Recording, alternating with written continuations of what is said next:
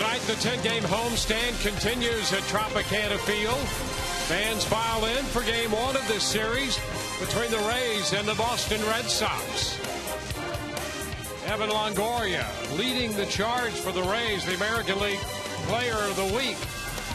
And look who's healthy and in the middle of the lineup for the Boston Red Sox. Big Papi, David Ortiz. Hi again, everyone, and welcome to an evening of Rays baseball. With Brian Anderson, I'm Dwayne Stats. Great to have you aboard.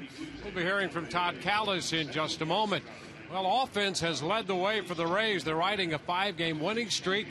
Evan Longoria, a lot to do with that. And as we saw Big Papi a moment ago, he's getting great protection from Mike Napoli.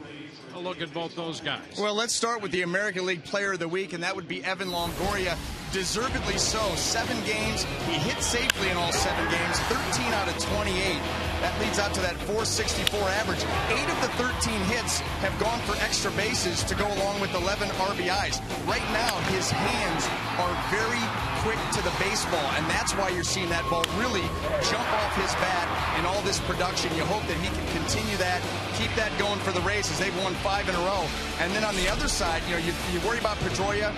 You worry about Ortiz. Don't take your eyes off of this guy right here. The 7 home runs lead the Red Sox. The 17 doubles, good enough for 3rd in the American League. The 33 RBIs, again, right at the top of the heap, leads Major League Baseball in that category. This is a guy with tremendous foul line to foul line power. There is no part of the park that he can't leave from, so you got to be very wary of his power bat in the middle of this very powerful lineup. And going up against Mike Napoli and the rest of this Boston Red Sox lineup, the young left-hander Matt Moore. He's 3-0 at home, 6-0 overall. So tonight, pushing for his 7th victory of the year in this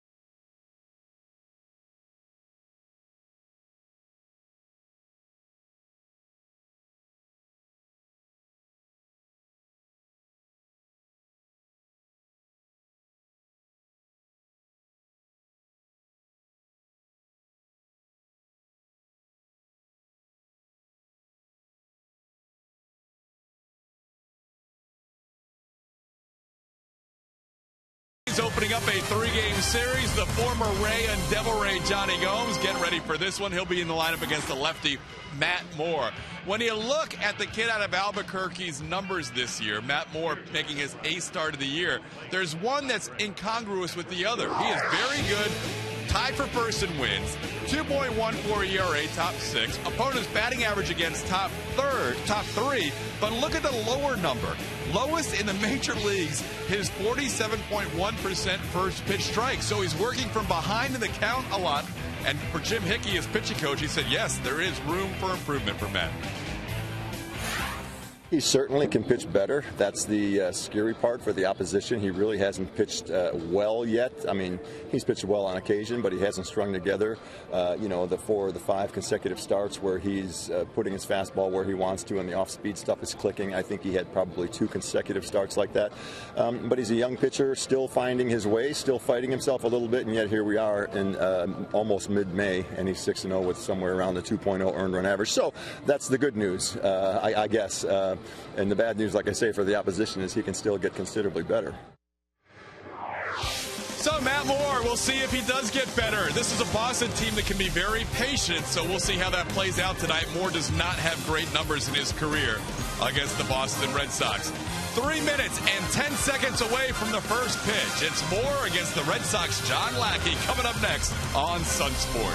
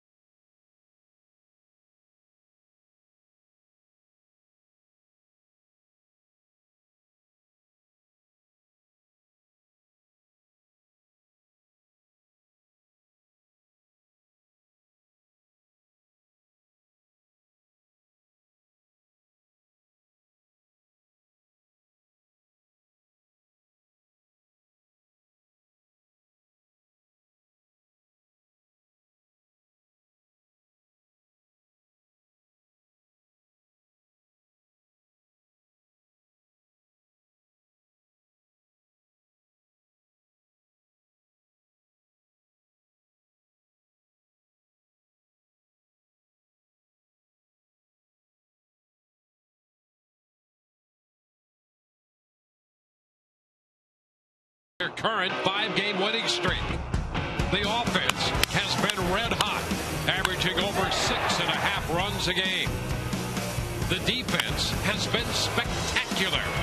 Oh, leaping against the wall, and he got it. Joyce back, he's to the track, it's going to be over his head, and he gathers it in. How about that for a catch?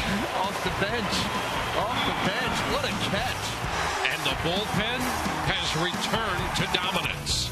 Tonight, a tough task awaits unbeaten Rays lefty Matt Moore as the AL East rival Red Sox arrive at the Trop to begin a 3-game set.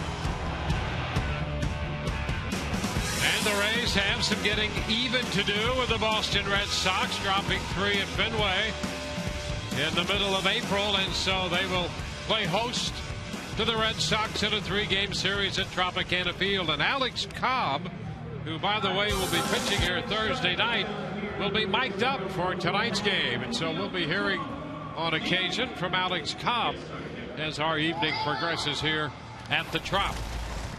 Well, let's take a look at John Farrell's starting lineup for Boston.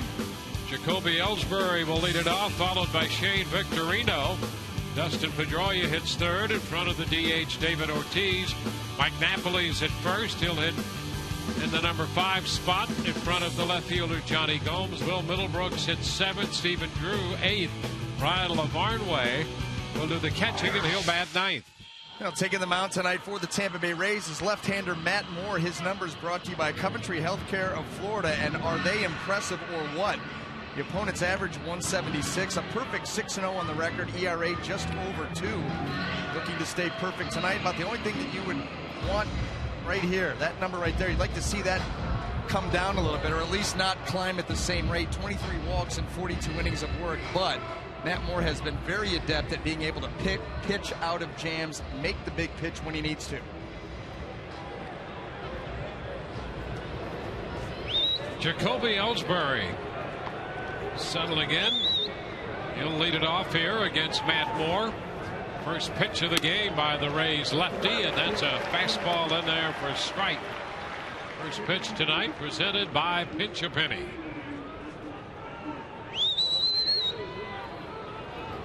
Ellsbury hitting .257. Again, a fastball. Moore misses this time. Well, the first pitch strike, something that Matt, as a lot of young pitchers come to do, acknowledging that that first pitch strike has a very good chance of being the most important pitch in a sequence of pitches to opposing hitters. But it has been elusive for him at times. It really has. And you know what? The opposing hitters are giving him that first pitch. I mean, they are swinging.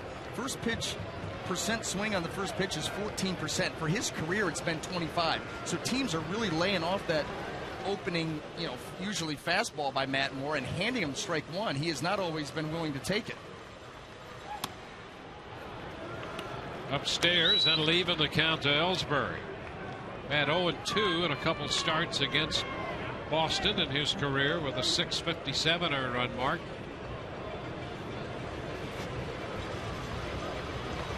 Oh, and he hits Ellsbury on that 2-2 pitch. Hits him in the upper back with a fastball.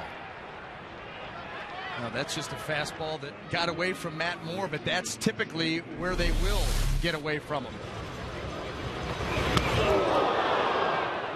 Right on the back of that shoulder blade.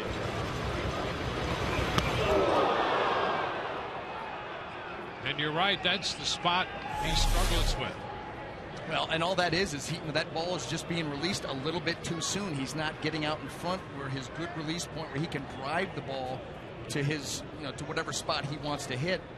Arm side high is where a lot of times he'll miss when he doesn't get to his spot. That one cost Ellsbury. Shane Victorino, the switch hitting outfielder.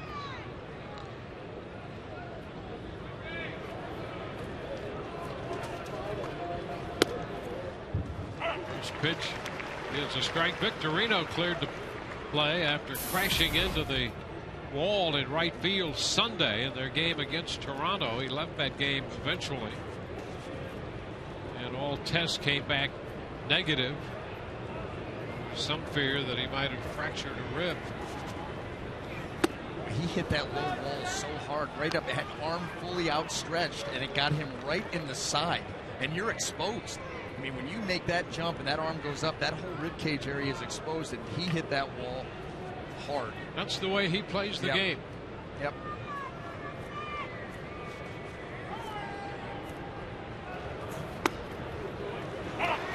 Pitch drops in there off speed. Matt Moore's going to have to continue to keep his eye on Jacoby Ellsbury over there. A lot of times, a good base stealer like Ellsbury gets hit by a pitch and he wants to stick it to that pitcher. Matt's been very good, though, at giving runners different looks. High leg kick, then the slide step. Ellsbury 12 of 14 running, and he's running here. Pitch pop foul out of play. And that's where you get frustrated if you're Ellsbury. Now, obviously, Victorino's got to put a ball in play here, but with the high leg kick and the jump that Ellsbury had, he would have stolen second base standing up. I mean, there was no chance you were getting him.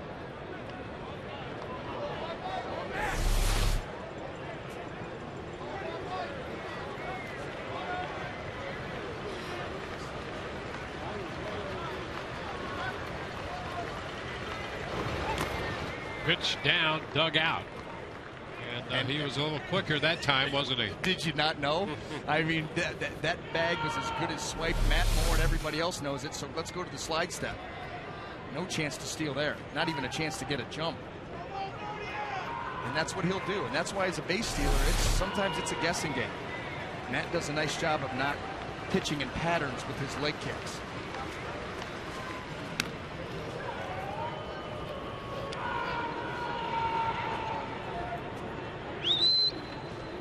The Red Sox will take advantage of Pacheco of Ellsbury's speed.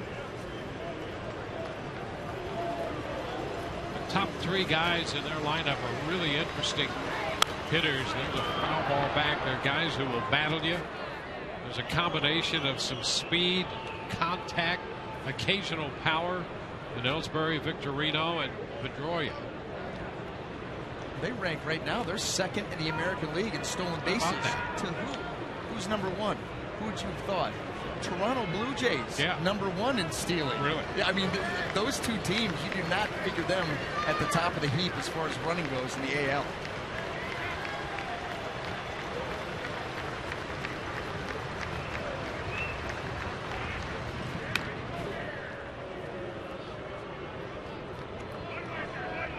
Boston overall fourth in the league in runs scored. And the top half of this order, especially recently, has done most of the damage. And a cut to miss. He strikes out Victorino on a change. Victorino tried to lengthen his swing to be able to put that ball in play, but a slide step changeup from Matt Moore, and that was a good one. Couldn't wait back long enough. Look at him just trying to feel for that ball out there, put it in play. Pitch was too good.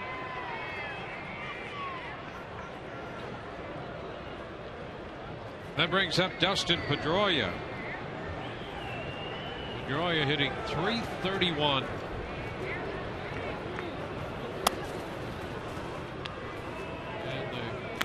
Attempted a breaking ball was way high. 1 ball, no strikes. You know, that just goes back to him trying to find that release point. The sooner that he does that, obviously the better off for him and the Rays. Boy, oh boy, when he locks it in, he's as good as you're going to see. He's got good command. I don't know if I've ever seen him have a mediocre game. And that's what we kind of hit on before with his walks. You know, last year he was at 4.11 walks per 9 innings. This year it's almost at 5. He's closing in on 5. And so still, with the numbers that he has, look about how he can get a little bit better. That's one area. It's a low hit total, but that walk total is higher than he would like to be. But just think about that. Think about if he gets that part of his game under control with really good command. Yeah, his because stuff, the opposition only hitting 176 off. Yeah, and that may not stay that low, but certainly he's capable of dominating every time he takes the hill. It's a strike in.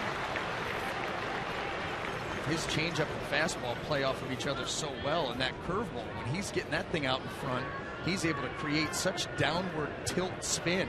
It's impossible for these guys to really pick up. And, you know, that spins so quickly. And he gets a lot of swings and misses on that curve. Ground ball, third, hits the bag and deflects away from Longoria. Third base will be open. Over to third goes Ellsbury, and Pedroia winds up at second. It hit the bag, and with that, any chance of making a play went by the boards when the ball hit the bag. Yeah, and you just wonder, that ball off the bag, obviously no man's land. Ellsbury's going to make it to third. Let's see about Pedroia getting to second. You see right there, nothing you can do about that.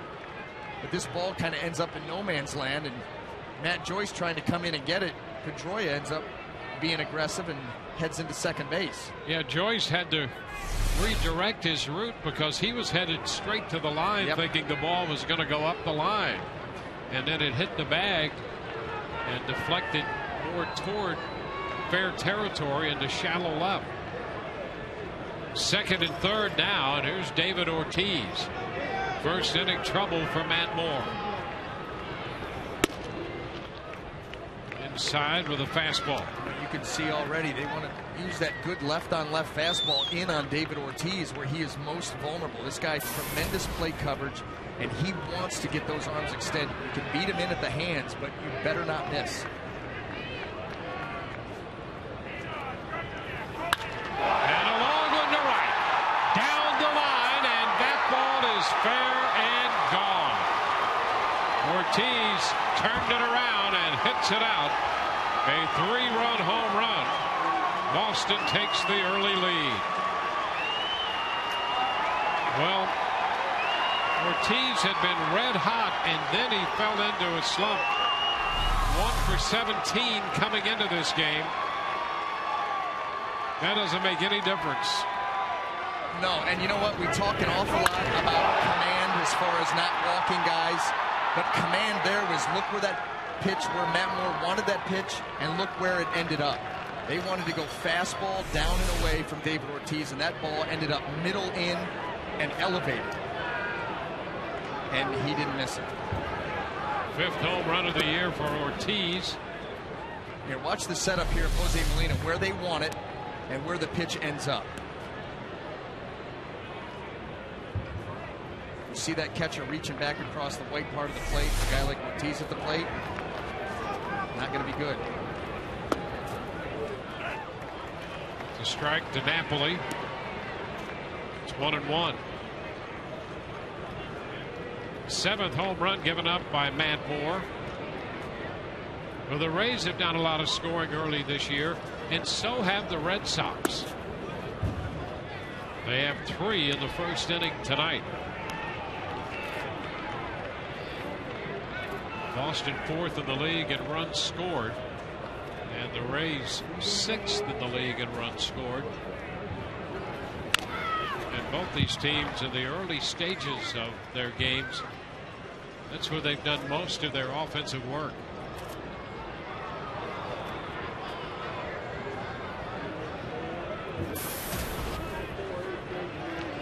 One out, 3 runs home.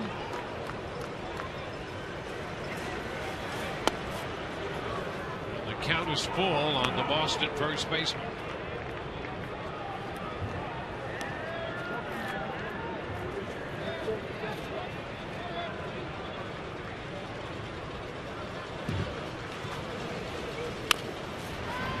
Tapped to third.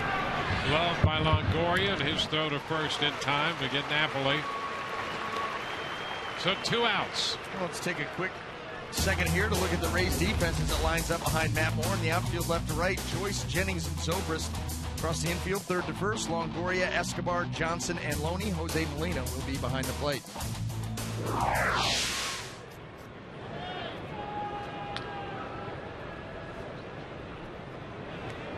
Base is empty for Johnny Gomes.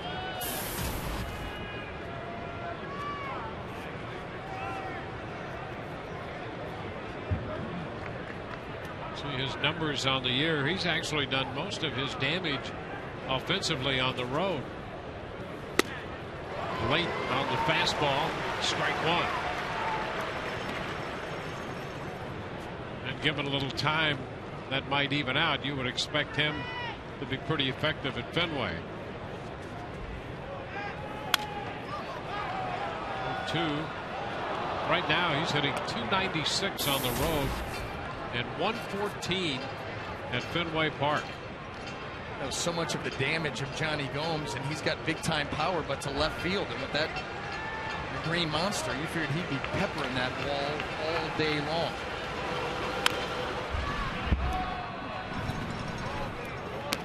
So he bats with the bases empty and 2 outs, 3 runs home, courtesy of David Ortiz.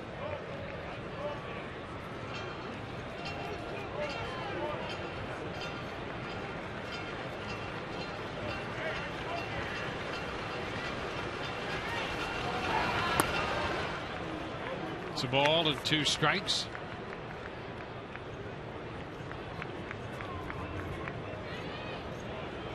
How about that necklace? Little game day necklace. Game day bling. Yep. Gotta have your best. Big time. Gotta see him sliding head first.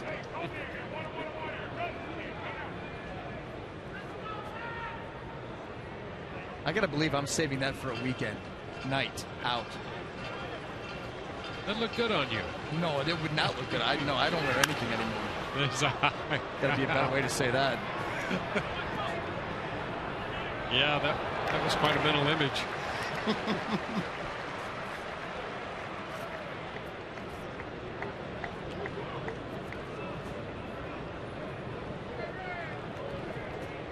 Poppy already with a home run tonight. 3 runs batted in.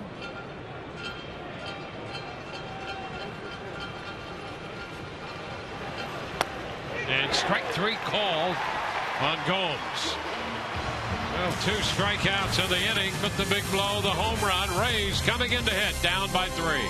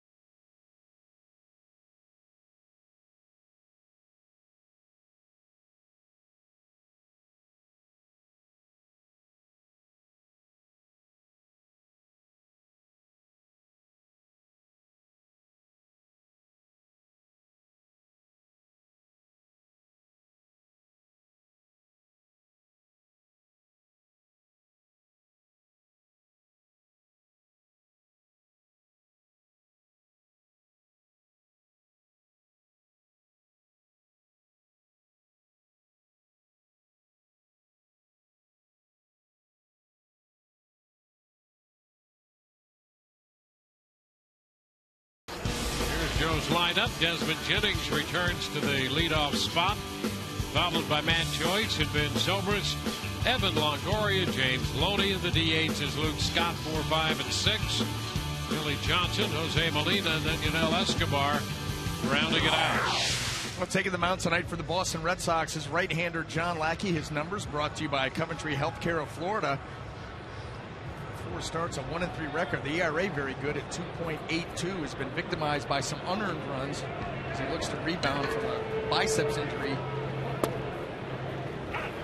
First pitch to Jennings is a strike. Went on the disabled list right off the bat. Opening of the season, coming off elbow surgery. Yeah, that was scary for a guy who came off the serious surgery he had. Well, and when you saw it, too, coming off Tommy John at his first start of the season, and you see him leave the game and holding that arm at his side, and you're like, no, don't tell me. Fortunately for him and the Red Sox, it was just a bicep strain, and he's back out there working himself into form. Well, if he's healthy, and he appears to be, boy, behind Buchholz and Lester, that's a very important, experienced arm. He kind of hides out in that starting rotation. You know, he's a dependable veteran starter. He throws 4 pitches, fastball, curveball, slider, change.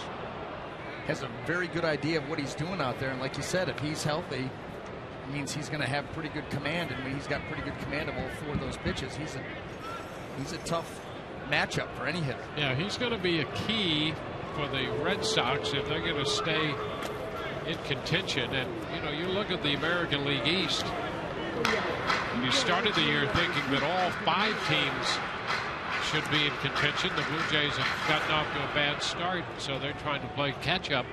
But you look at all these teams in the East. The Yankees have surprised some folks. There they are, game up on Baltimore, and Boston running third, 2 back in the race, 2.5 out of 3rd place. Jennings out on strikes. Well, that's what he does. He just moves the ball around the zone, and then right there, a very hard slider there by Lackey. Good depth on it, and Desmond Jennings chases right after it. Yeah, that slider can be almost as hard as his fastball now. Yeah, it's almost, I mean, the way that he throws it, it's almost cutter hard. And when he gets on top of it, he gets a little bit of the depth, and it becomes like a true slider. Here's Matt Joyce. Joyce takes a strike. Matt's had some success against Lackey.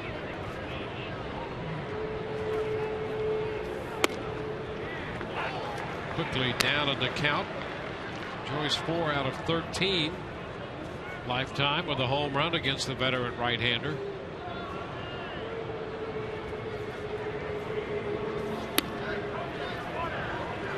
It's a ball and 2 strikes.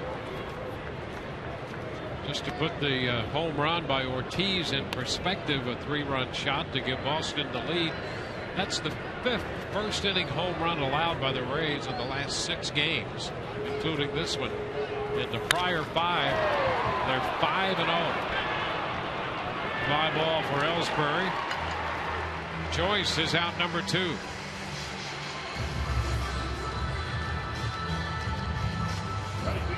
Let's take a quick look at the defense as it lines up tonight for the Boston Red Sox in the outfield left to right. Johnny Gomes, Jacoby Ellsbury, and Shane Victorino. Across the infield, third to first, Will Middlebrook, Stephen Drew, Dustin Pedroia, and Mike Napoli. Ryan Lavarnway will be behind the plate.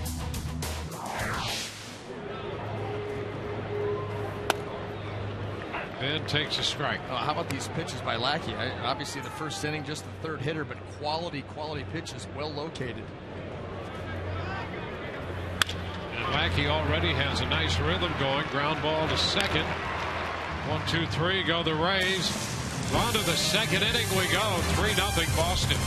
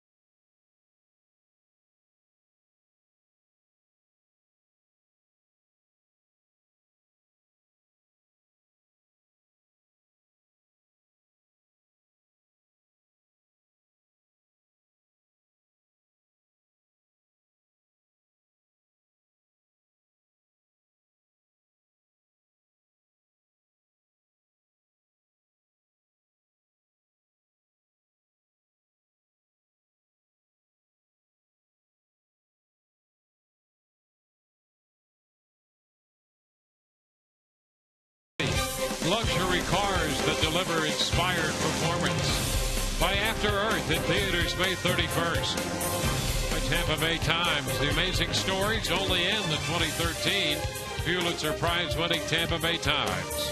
And by Toyota, let's go places.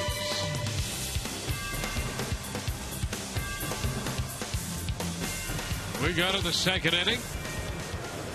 Middlebrooks up here, and he takes a pitch inside.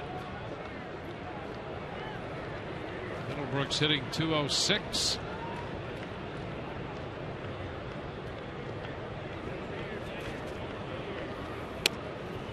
There's a strike. Moore made 30 pitches in the first inning, surrendering 3 home runs Ball coming on the David Ortiz home run.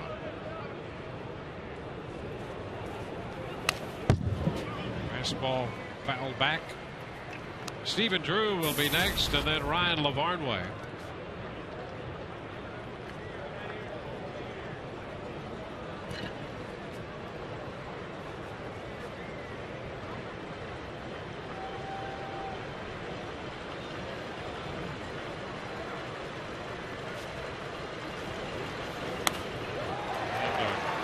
Strikeout posted.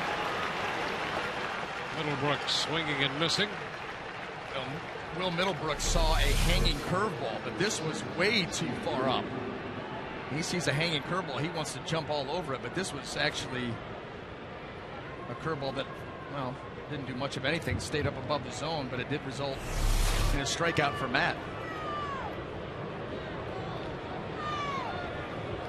Stephen Drew. Pitch is a strike.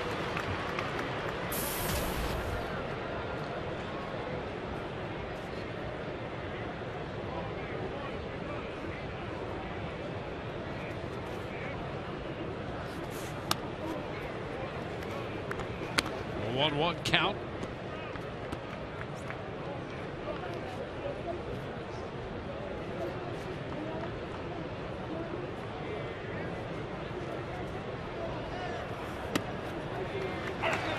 A strike breaking ball.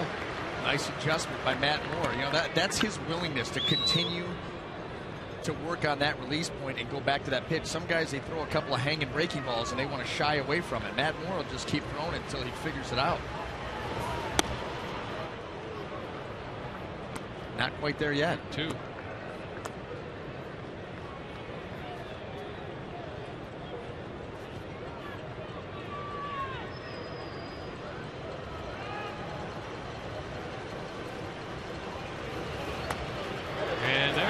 Strike 3. He just kept throwing it. Got Drew looking. Maybe it was 2 out of 4. 2 hangers, 2 pretty good ones, then the at bat. This isn't even his A+ curveball, but you'll definitely take it. It locks up Drew, catches that outside corner.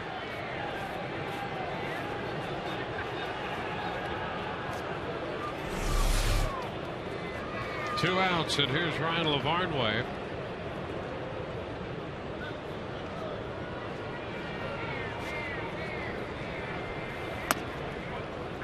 Lavarnway getting a start coming up from the minor leagues. David Ross, one of their other catchers, did a nice job for them. He's on the 7-day concussion list. He took a couple foul balls directly off the mask, so they're not taking any chances with him. Giving him adequate time to recover. Jared Saltalamacchia, the other catcher.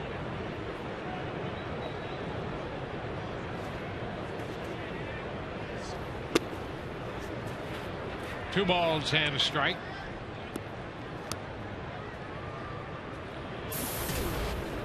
Lavarnway is off to a good start in Pawtucket. As you might expect, a guy his size, he's got some pretty good pop in that bat if he gets a hold of one.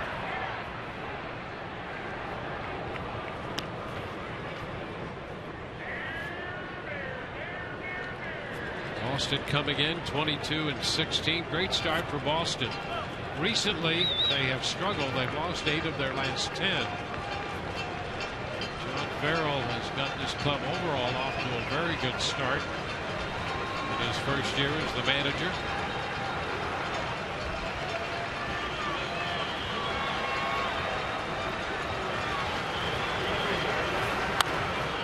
On the right side, and that's a foul ball out of play. You can see their first 28 games, 20-8. And the run differential between the start and the last 10 games significant. Everybody's had a hand in ERA. Look at the runs. Down 2, the ERA way up. It's been just one of those stretches where everything goes south. Strike 3 call. Lavarnway caught looking. 3 strikeouts in the inning. 3-0 Boston, mid-2.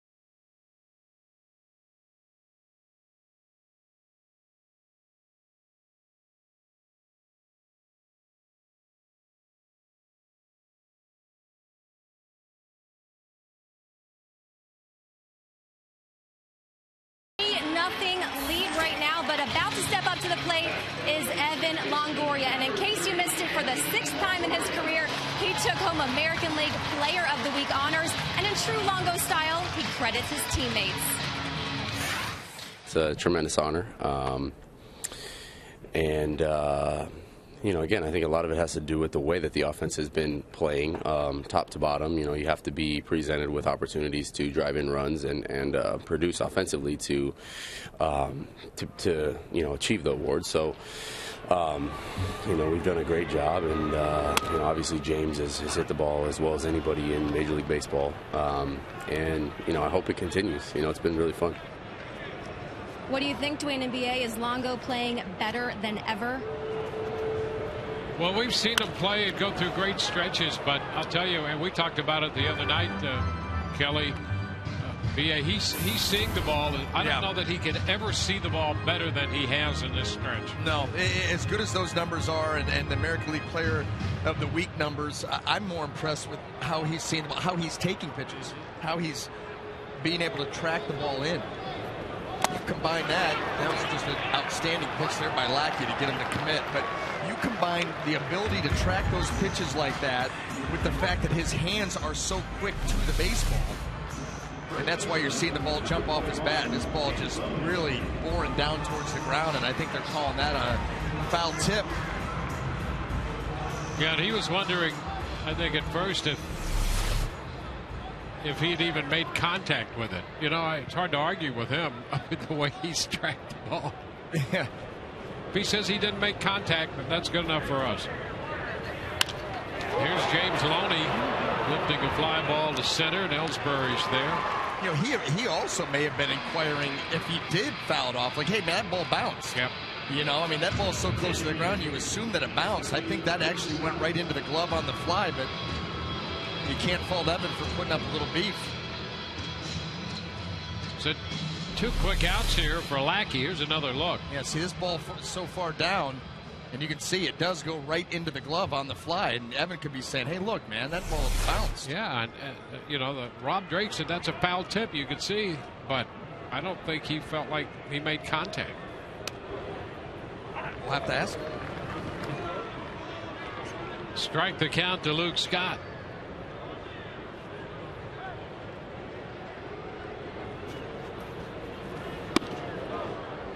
Red Sox have the shift on for Scott for loading the right side. And I mean overloading the right side. They're still giving him the middle of the field. You know, a lot of times you see that shift where they, you know, the shortstop moving over, just it's all bunched up on the right. They're giving Luke's got the whole left side and basically up the middle if he wants it.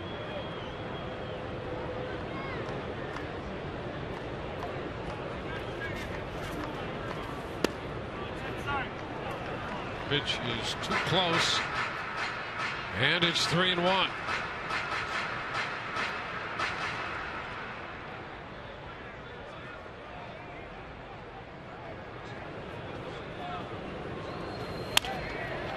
Fly ball into right. Victorino waiting for it. The Rays are up and down in order. We're headed into the third. It's 3-0 Boston.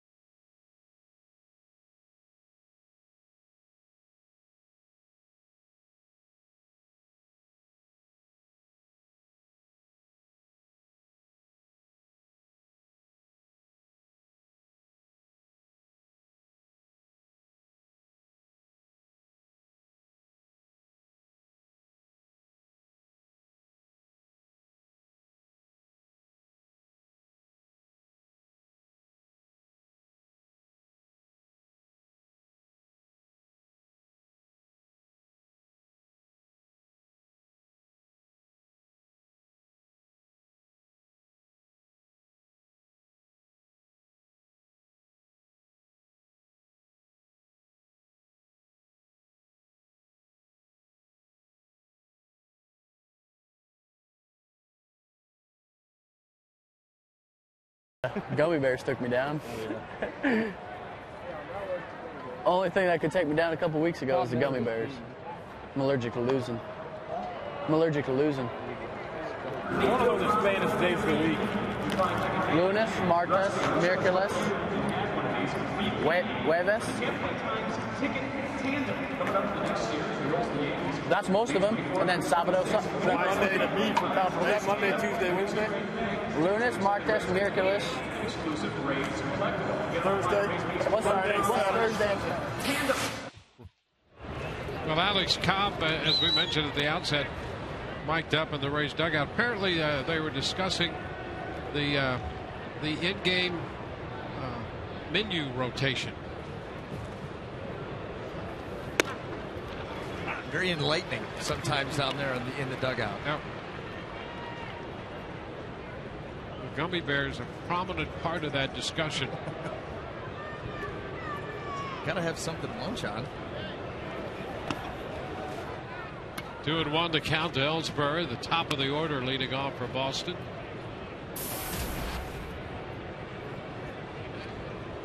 Yeah, the atmosphere in the dugout, you've been there before. Yeah, you know, it goes from almost nonsensical to very serious and then swings right back to more nonsense. There's just too much time on your hands. I mean, you got to think about this. A lot of these guys are getting to the ballpark early afternoon. You know, 1:30, 2 o'clock, 2:30, and they come in and they're here together until, 11 o'clock at night. Yeah.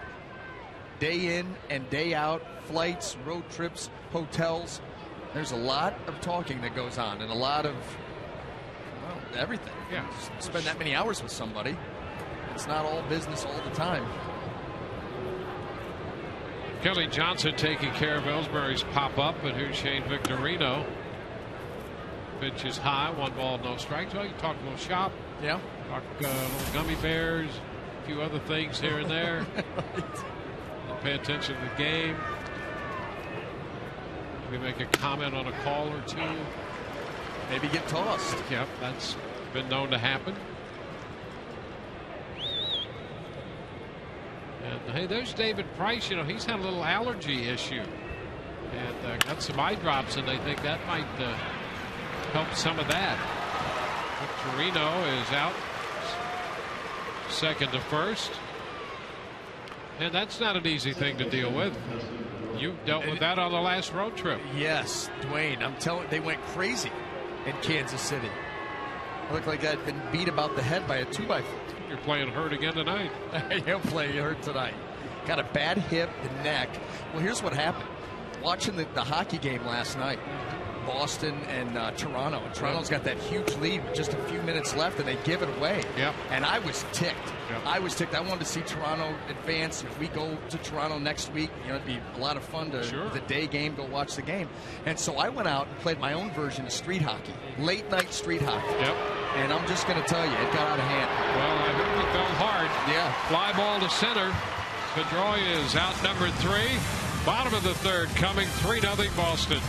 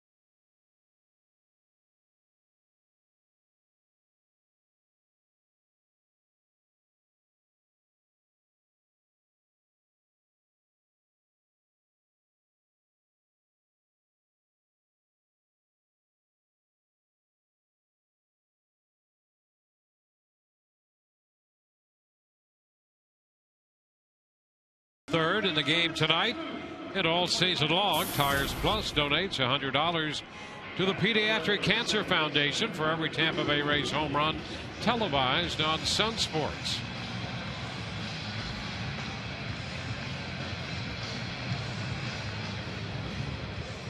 Kelly Johnson's going to lead off the bottom of the third inning against the right-hander. Fouls it up third base side for a strike.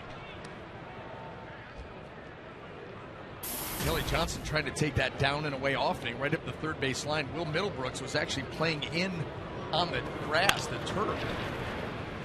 Out to Pedroia at second.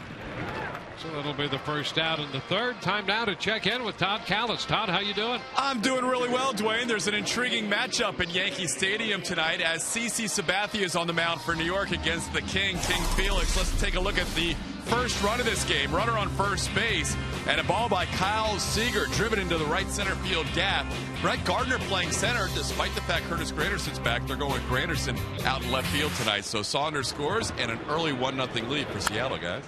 Righty. Thank you very much, Todd, for the update. The Yankees have really weathered the storm to this point of injury and one by one trying to get some of their personnel back. They started the day up by a game on Baltimore. Molina fouls it the other way into the right side of the screen. He's behind in the count, 0-2.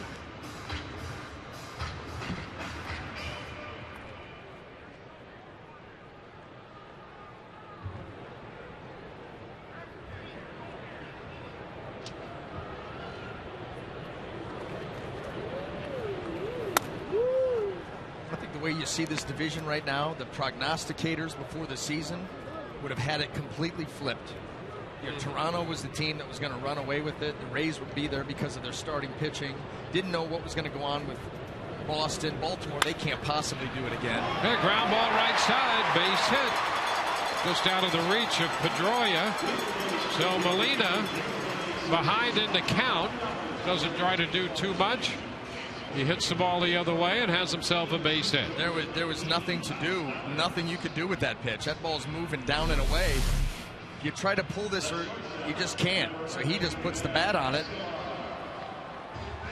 Finds the hole on the right side. And then I think New York, even. If you look at New York, they were like, nah, too many injuries, getting too old. Yep.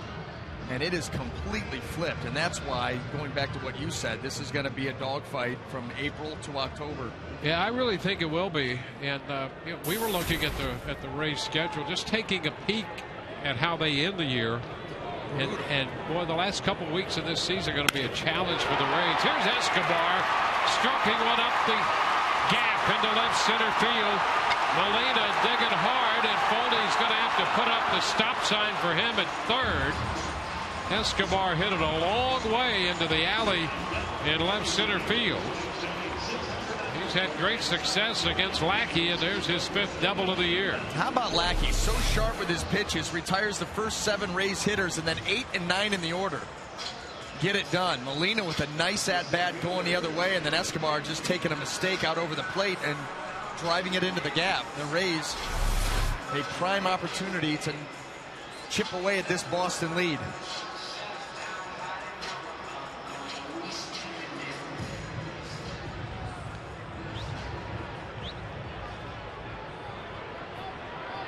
We go to the top of the order for Desmond Jennings. Desmond back in the lineup tonight. 1 ball, no strikes.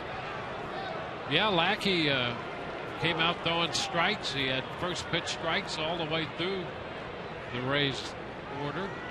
First time, and now he's 1-0 here to Jennings.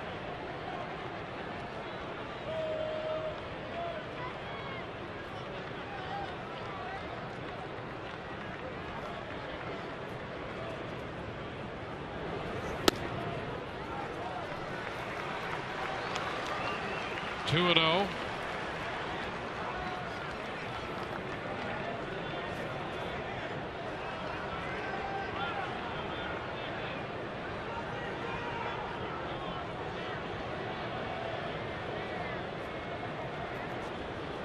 Barnway heads to the mound, spent a little time with the veteran.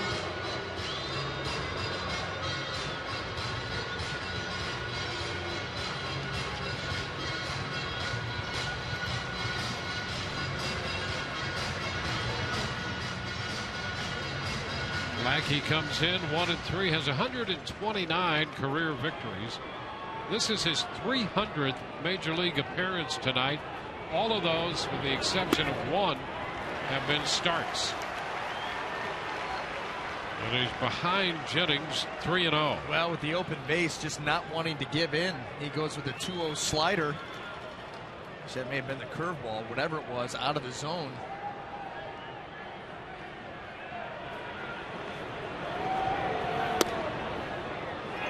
Strike taken. Don't throw that one again. Or throw it again. Yeah, right. If you want to back up bases, I guess. 3-1 and a low liner.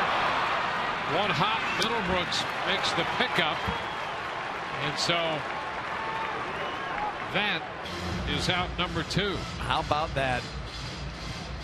That ball with a little bit of movement away from Desmond, and he hits a shot with the reach of Middlebrooks. Gonna make sure that nobody's trying to leave. Molina stays at third and makes the throw over. And now Lackey with an opportunity to maybe get out of this inning. 2 outs now. You know, you could see that it was a low liner on the short hop. Yeah, well, yeah. And he made the play at first. And that was the original call down by David Rackley at third base. But I think Joe West stepped in and said he made the catch on the fly on a low liner. But he did. He did. That's right. mean, Joe's a powerful man, but right. 1 ball, no strikes here to Matt Joyce. This one low. So for the sake of scoring, now because of that call, it's a line out to third. Here's Joe West, the veteran umpire, the crew chief. Very pleasant demeanor. Spent some time with him and had chili cook-offs. He was very pleasant then. He was? Of course. Oh, right. Look at that. That just screams pleasant. He's recorded some country western CDs. Blue Cowboy. Performed with a number of personalities through the year. Boxcar Willie. If he hasn't done a duet with Axl Rose, I'm not sure I've heard his music. Just saying. 3-1. I think I have an extra. I'll bring it for you tomorrow. Oh, okay, that'd be great. Okay. Maybe I'll get him to sign it. That'll be loads of fun. Yeah.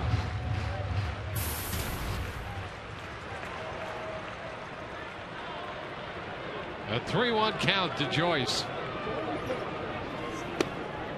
And ball 4.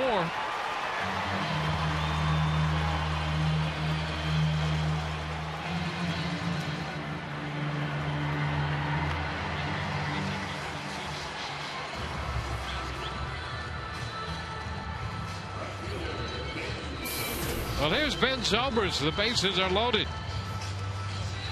Big chance here for the Rays to counter that 3-run first by Boston. This is where, as a hitter, you just don't want to get over anxious.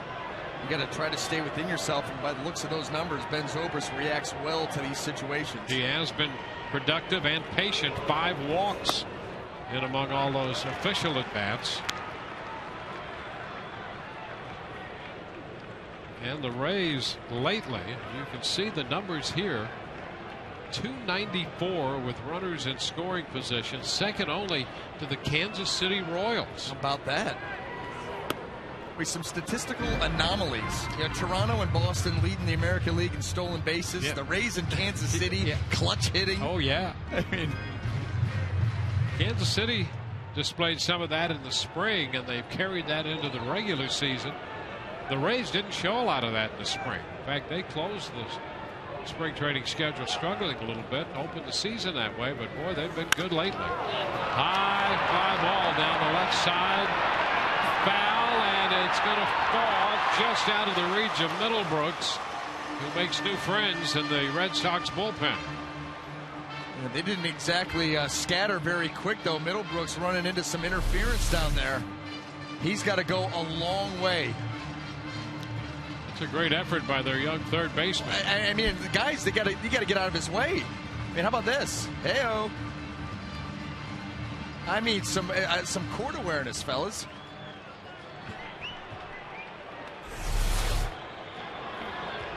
Well, they're on the same team. Are they?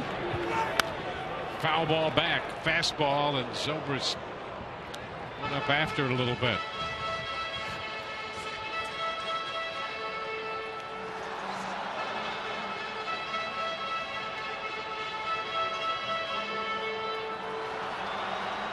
Molina's at third, Escobar's at second, Joyce at first.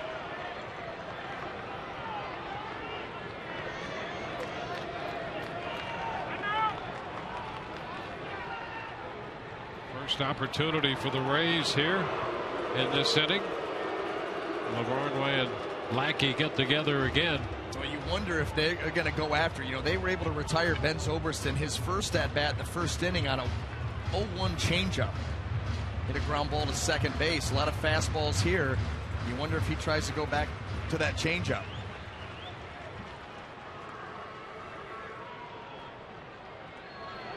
And a ground ball to second. And it's the shortstop, Drew, takes care of that. That'll be the final out. Here that he threw him a little slider maybe to get the ground ball. 3-0 Boston.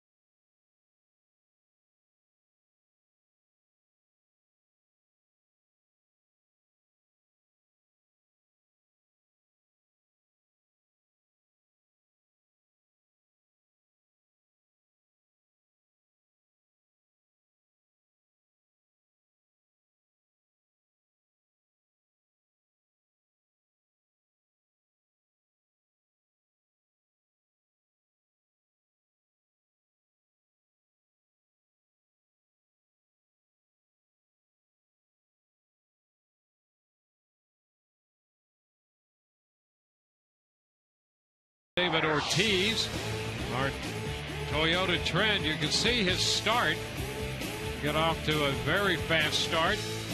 And coming into the game tonight, May has been a bit of a struggle, although that home run in the first inning is the difference in this one. And there is that chain, that necklace. Did you nice see this, job. And the sweet watch that he was wearing, too. Oh, yeah. Big face. Brings it. Reminds me of your watch. When I was told to never wear again. Where is that? Oh, it was out last night during the hockey game. That's probably why you took such a big fall. Yeah, hey. Got overbalanced. Listen, I did get, but it was a rough game. I'm telling you, I mean, I was called, penalized for like grasping, groping, boarding, a lot of time in the penalty box. Gotcha. David Ortiz takes a strike. The count is 1-1. Well, he has hit his share of home runs here at Tropicana Field. Ortiz, Ramirez, Rodriguez.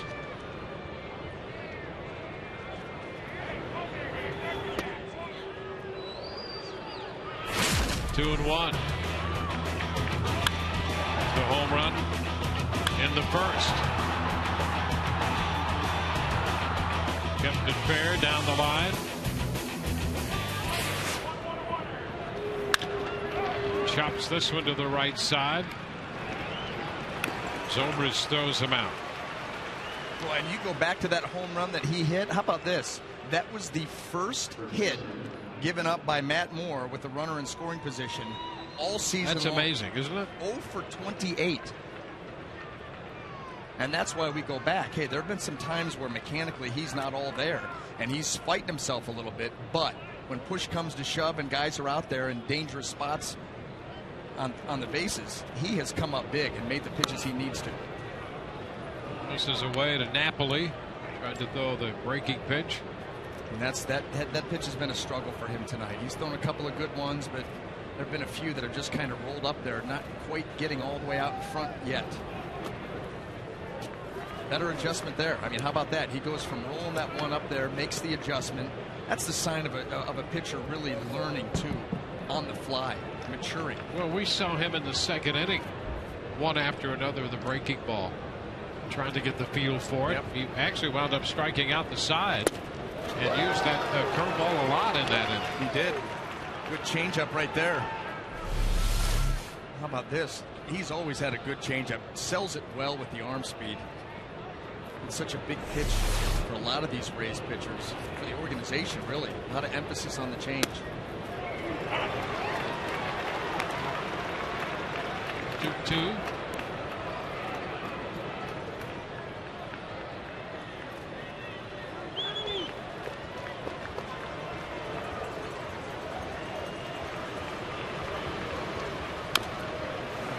Tap foul. Well, Moore was talking the other day about developing in the Rays system and how he really felt that he was a guy who had a good arm, but they were very patient with him and step by step tried to develop his pitches and command of his pitches. There's a strike ball, a fastball, and Napoli is caught looking. Not very often you're going to catch Mike Napoli surprised by a heater. I think he thinks this was out of the zone, but right at the top of it. It's middle of the plate, top of the zone. Nothing wrong with that pitch at all.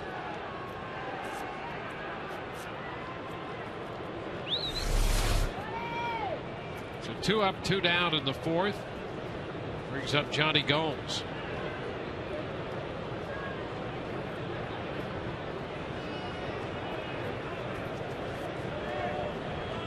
Rays have the shift on and a fastball thrown by him.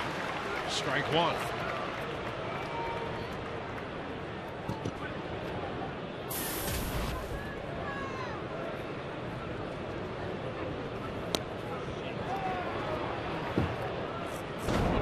Strike. Well, the lows never stop improving.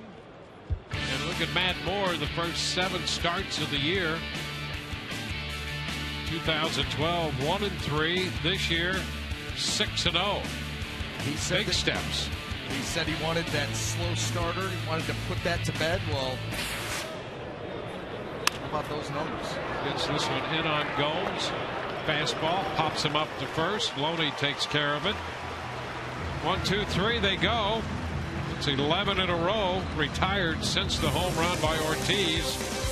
Rays will have Evan Longoria to lead off the bottom of the fourth. American League Player of the Week, 3-0 Boston.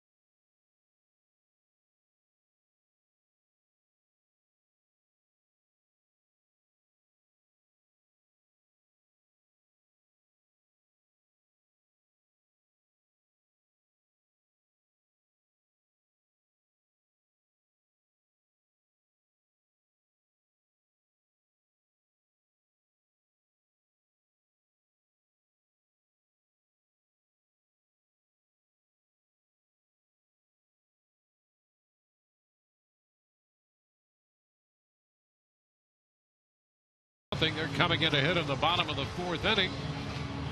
Take a look at our Firestone Complete Auto Care Extra Mile.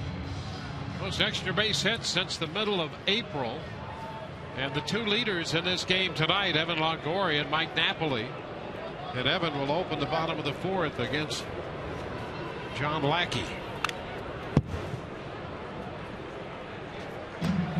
Longoria to be followed by James Loney and Luke Scott. And a lot of first pitch strikes for Lackey tonight, right from the get-go.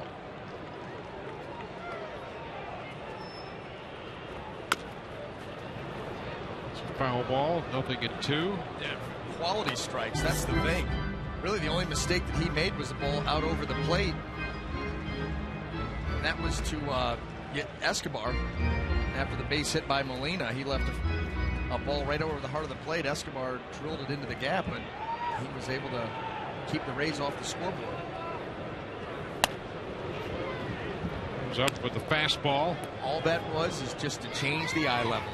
He's been working Evan down in the zone, getting him reaching after pitches. So all of a sudden you throw one up middle of the plate, way high, change the eye level, and then probably go right back down in the zone.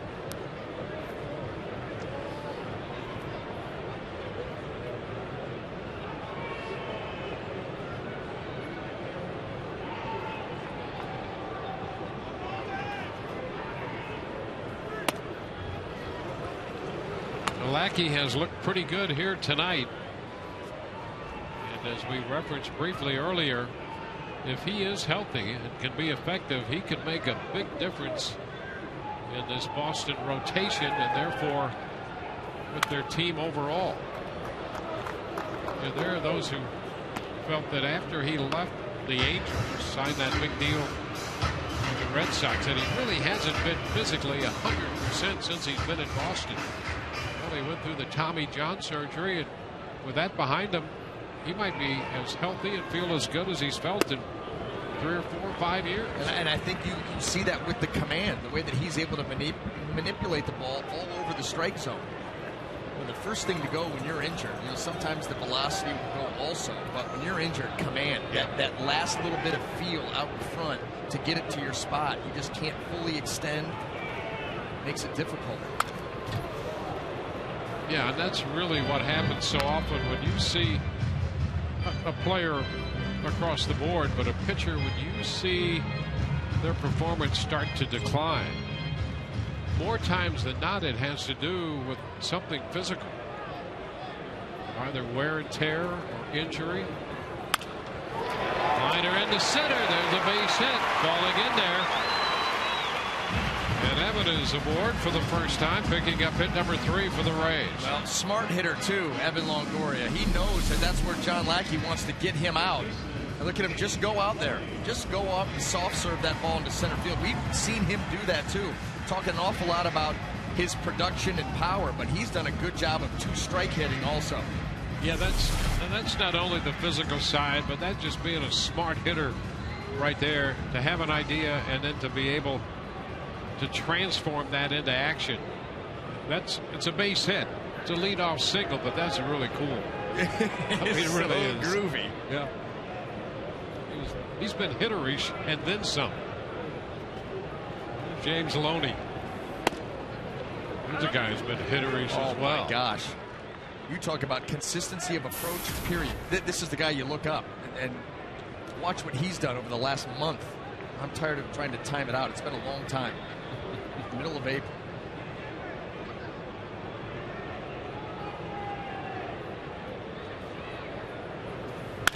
There it is, a shot into right center field.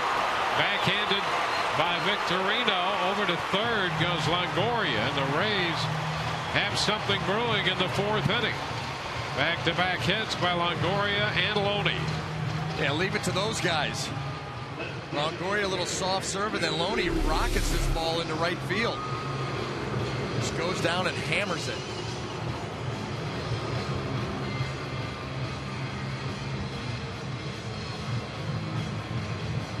Well, you have to love Loney's swing. It's so pure. And, you know, he's a low-key guy. Yes. I mean, very low-key. That's so refreshing. All he does is come out and play. He's a great first baseman. His approach to the plate has really been fun to watch. Yep. And you're right. There's no me, I. He just kind of shuffles in, puts his uniform on, goes and gets a couple hits, goes home. Luke Scott. 1 ball, no strikes.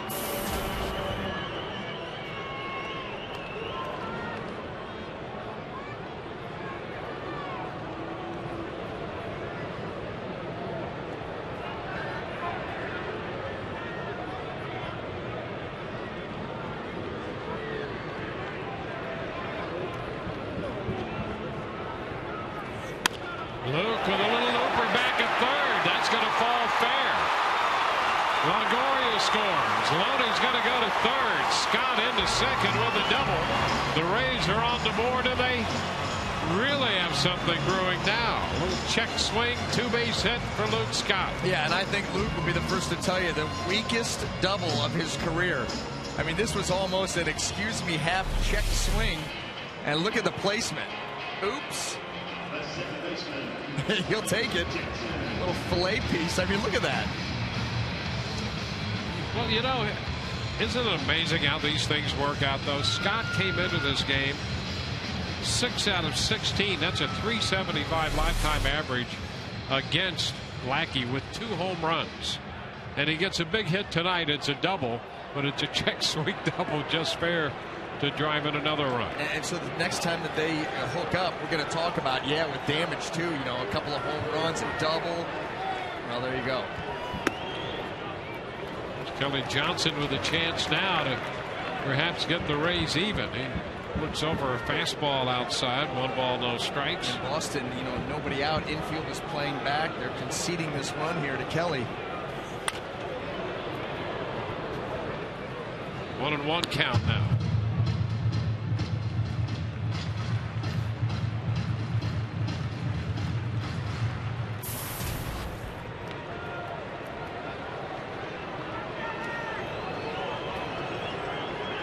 Souvenir for that young man in the front row. Johnson subject to the changeup there, and Lackey's out in front. Didn't that look like a heater, a hard heater away that he's trying to go up and get?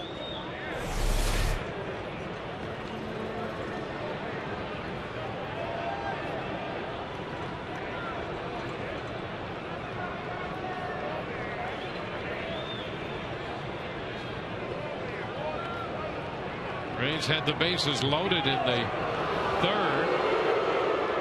Runners second and third here in the fourth with nobody out and a run home. Another conversation. Lavarnway, the young catcher, just up from the minor leagues. Lackey, the veteran, so he wants to make sure they're on the same page. Well, and you got a runner out there at second base, Luke Scott, who's no spring chicken. I mean, he's been around, maybe picking up signs. You want a strikeout here now that you got to 2 strikes, so you start talking about what pitch I want to put him away with. A foul ball, he threw him a fastball. He climbed the ladder. He saw him go out after that ball up and away from him and come up empty. Now he tries to put a little hair on it.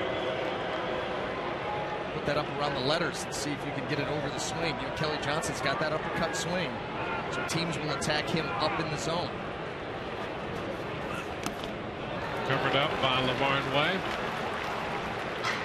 2-2. That's the other thing Lavarnway wants to be aware of if he throws a slider down. Yes. Got to be ready to block, anticipate that ball in the dirt. And that's been a hard slider as well. He strikes him out. Well, he started that pitch away. Yep, and really you could call this a backdoor slider. It's more of a backdoor cutter. 87 miles an hour, very little movement, but just enough. Started off, and that's a backdoor cutter.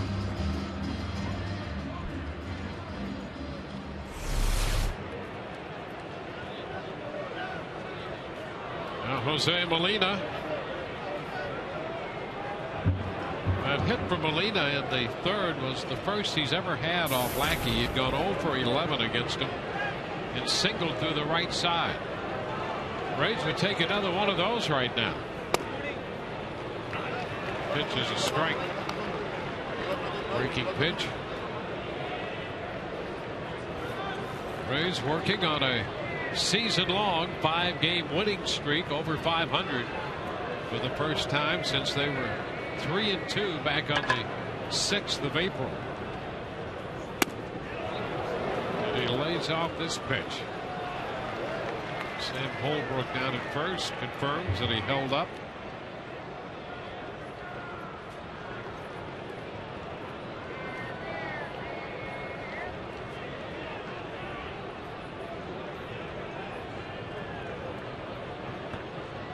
One and one.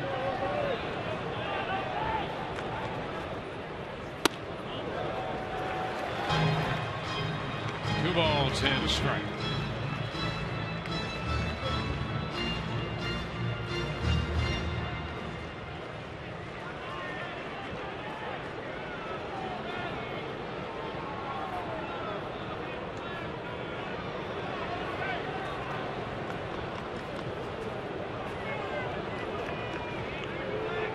Rays in a run, 5 hits. 3 runs, 2 hits for Boston.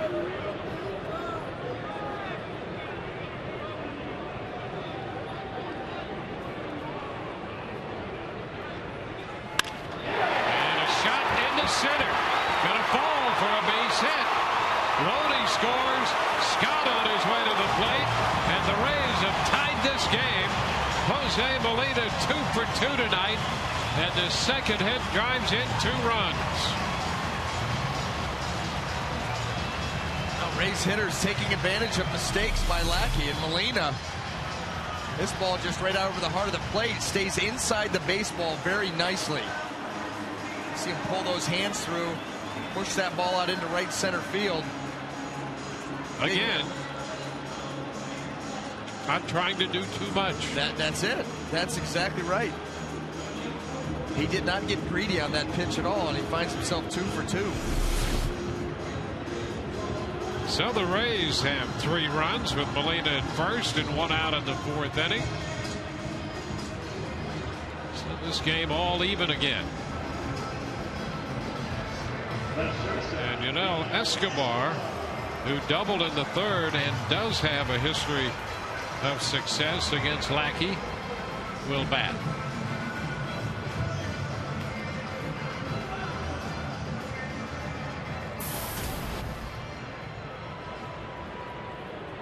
The double for Escobar in the third was his 5th of the year.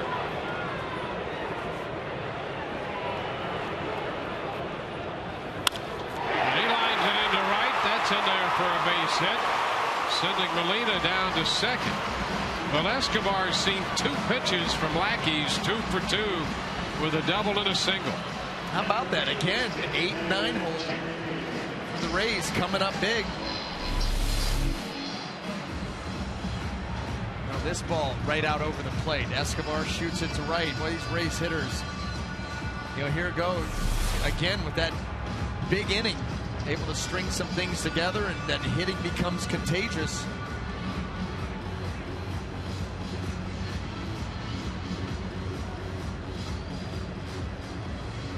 Top of the batting order now, Desmond Jennings.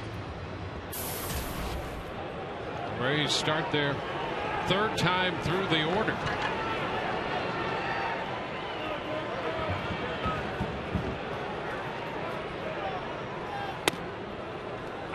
Strike to Desmond.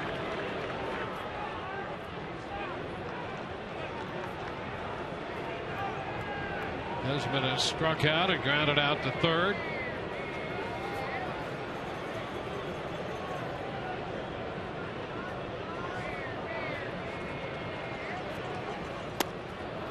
Desmond starts to shorten up on the bat. Takes the pitch for a ball. You can see what the Rays offense has been like since the 17th of April. I mean, they're top across the board in crucial areas, including runs per game. By the way, April 17th wasn't yesterday. I mean, this is almost a month they've been doing that. 2-1. Yeah, they've shown that over a period of time you do that, they start to believe that this is more representative of the offense they have. What you don't see guys giving away at bats. And I'm going to tell you something right now. Something's going on here with the communication between Lackey and LaVarnway. Way too many meetings, and John Lackey's doing all the talking. John Farrell sees it too.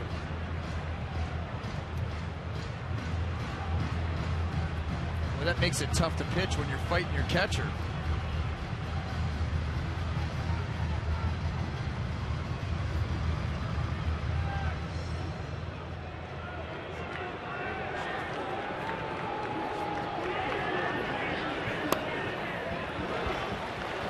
It's 3-1.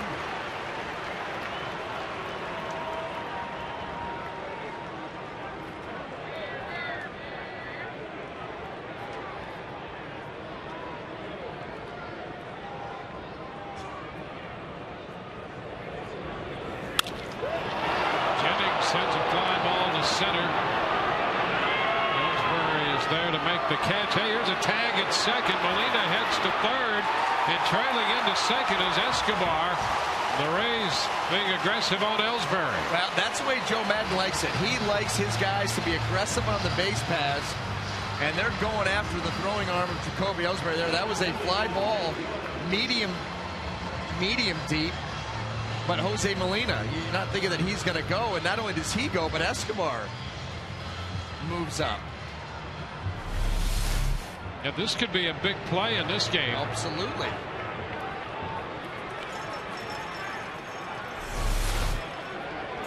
Got Matt Joyce up here with 2 minutes scoring position, and Joyce has had success against Lackey in the past. Out front right there. Changeup, pretty good pitch thrown by Lackey in this situation. Well, you've got an aggressive hitter up there, Matt Joyce, a good fastball hitter.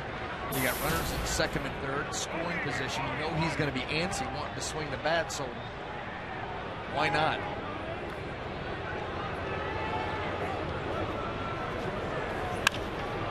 He's under it, pops it up. Right side, Pedroia, Napoli. Napoli down the line. He's going to have to back up. It drops. How about that? Molina crossed the plate. Escobar crossed the plate. And the Rays get 2 more. And guess what? If that ball rolls foul, that's a foul ball. That's why Pedroia let it go. That would have been a foul ball. It stays fair and becomes, how about that? Well, we see it all the time with visiting players. Lose it in the roof. And this ball, as it no one touches it, that's why Pedroia is saying, listen, if this catches that ridge and rolls foul, it's foul ball.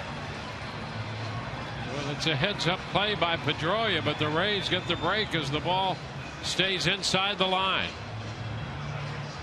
And it's 5-3. How about the move up now? Never assume anything. Always hustle, always work, and it just gave the Rays 2 more runs. Here's Zobrist.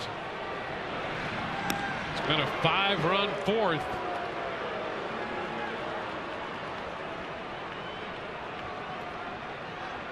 We've had one of the most interesting singles that you'll see. That's right. And one of the most interesting doubles that you'll see. Same inning.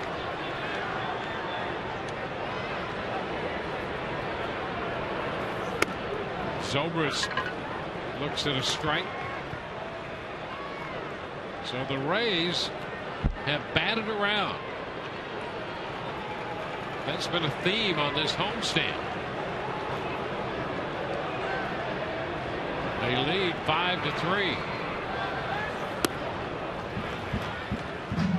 1-1.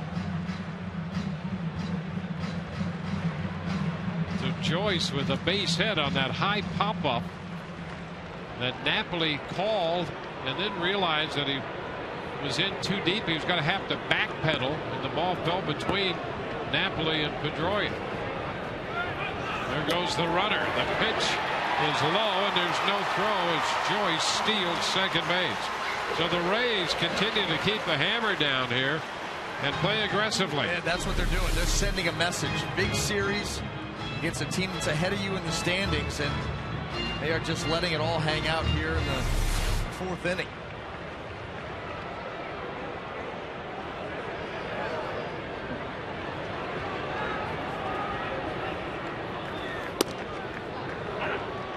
It evens the count 2-2.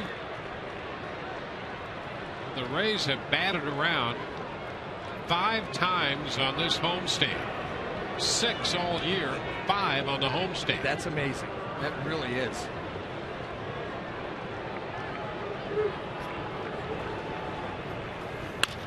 Ground ball. Glove by Pedroia. Thrown to first. That's a nice play by Pedroia to get Zobrist. The Rays are finished, but they come up with a big inning. They score 5. Luke Scott with a check swing double driving in a run. Molina drove in 2. Matt Joyce with a couple.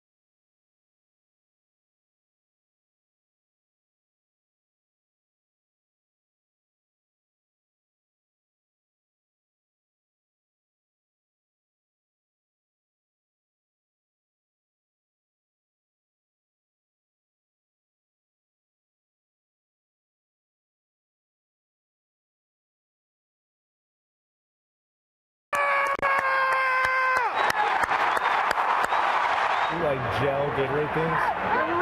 Yes!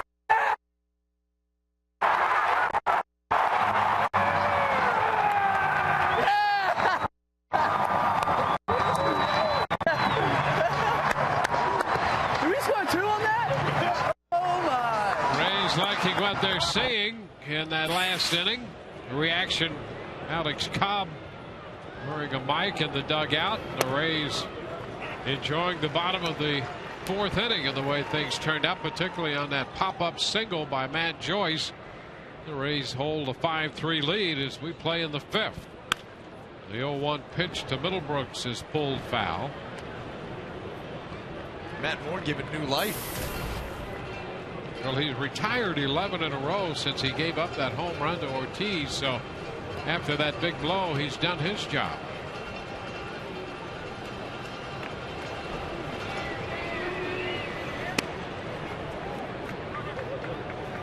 It's a ball at 2 strikes. That curveball stays wide, and that's been an on-again, off-again pitch for him tonight. But they've stayed with it, trying to get it into play here. Well, it's a big pitch for him, and when he has that working to go along with the fastball and changeup, he is really dangerous. There you go. Hopper right side. Johnson. 1 out in the 5th inning. Time for the Just for Men Auto Stop Foolproof Stat. The bullpen starting to round into shape, and those are impressive numbers from that bullpen now. You don't win meaningful games without a very good bullpen, and the bullpen that had an uneven start to the season has locked it in. How about that? Just 2 hits in 11 2/3 innings. 0-54, 15 strikeouts. They've become dominant. I'll tell you what, the last couple of times out for McGee, Peralta, Rodney, your 7, 8, 9 guys, they have been locked down. In fact, their last 2 appearances each, they've worked 6 innings and given up 1 hit. Yeah, that's the combination that Joe Madden and Jim Hickey look for in the late inning situations. So that side, a very good development for the Rays. Well, here's the deal. Look at what we're talking about. Bullpen starting to round into form, especially the back end. Starting pitching, you believe, is going to be consistent every night. These guys go out there, you have a good feeling about it. And what the offense has done, it's no wonder the team's on a run right now. There's a shot off the bat of Drew. Zobrist looking up. That's off the top of the wall and bounce back toward the infield. Drew turns second but holds there. Drew hit that one right off the top of the padding on the right field wall.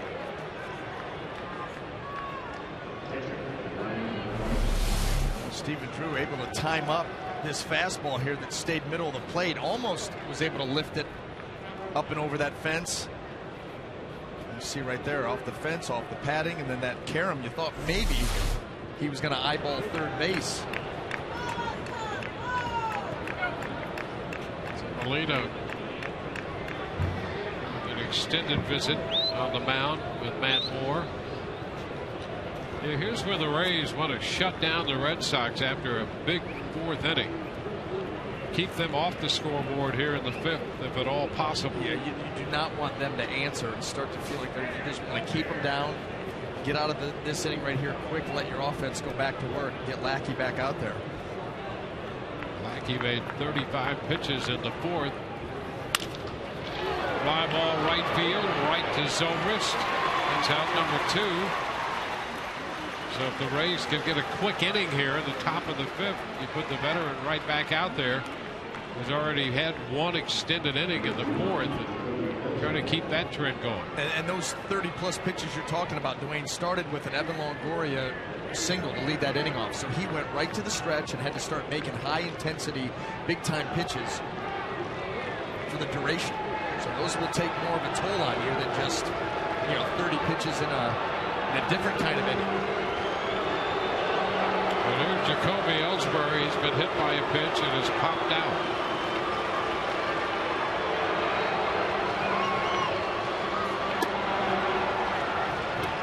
One ball, no strikes.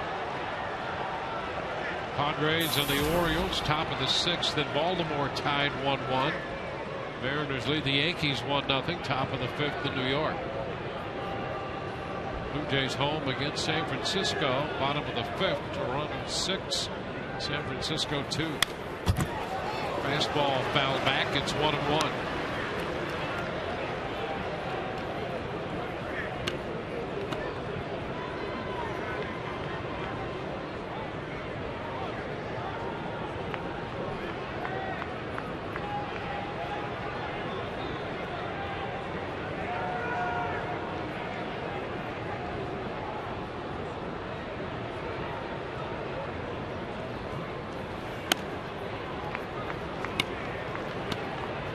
Fastball up and in. Moore retired 12 in a row before the double by Drew, and now he's back working out of the stretch. He got Lavarnway on the first pitch for the second out. He's 2 balls and a strike with Ellsbury.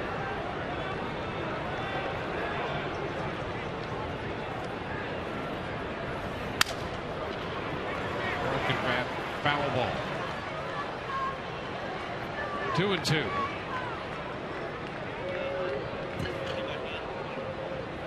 Rays start the day 4.5 back of New York in the American League East, 2.5 behind third place Boston.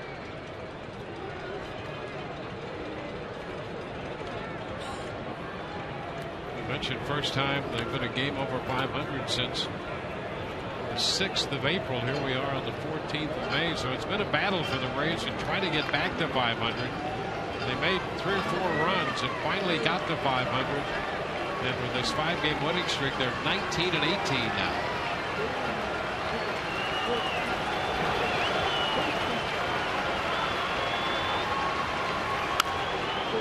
Now the other way, out of play. You love the way that they're playing right now to be able to get there, get 1 game over, because let's look at their next 4 series. Boston at home, at Baltimore, at Toronto, New York at home. Yep. So you're going to face everybody in your division. Good time to be playing good baseball. Yep. Matt kept saying that this is a better team than they had been showing during that month prior to this little streak. Just enough to stay alive on the foul ball. Yeah, and on the best curveball of Matt Moore's night. That was sharp down in the zone, and Ellsbury able to spoil it.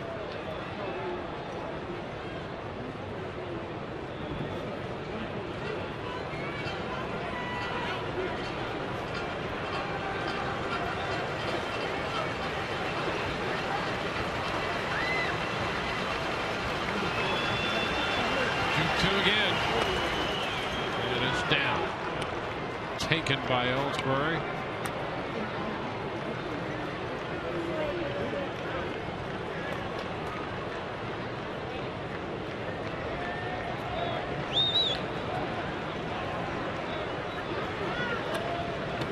Boston scored 3 in the first on the David Ortiz home run.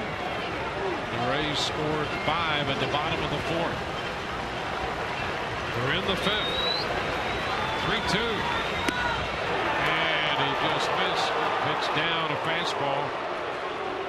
So Moore, who had hit Ellsbury in the first inning, walks him in the 5th. Well, that was a good at-bat by Ellsbury. Fouling off some tough pitches and taking some close ones. So coach the walk here. First and second now with 2 gone.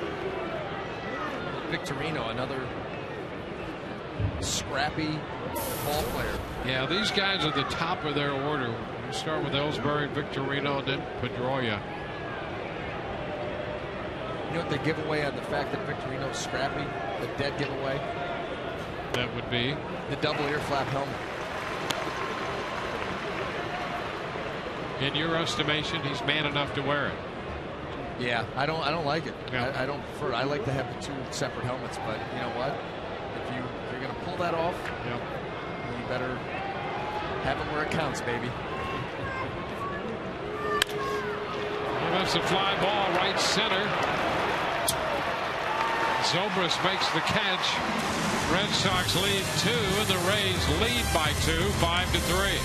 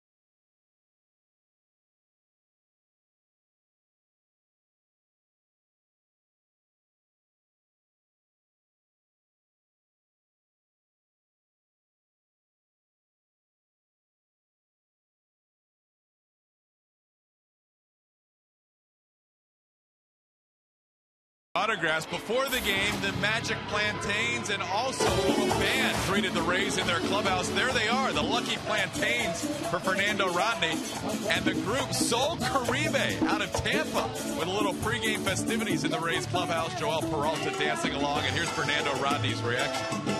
Something nice. I like it. There's something we talked about like a way to go, and he did it. Bring the band here, some merengue, salsa. It's gonna be the motivator for tonight or the week.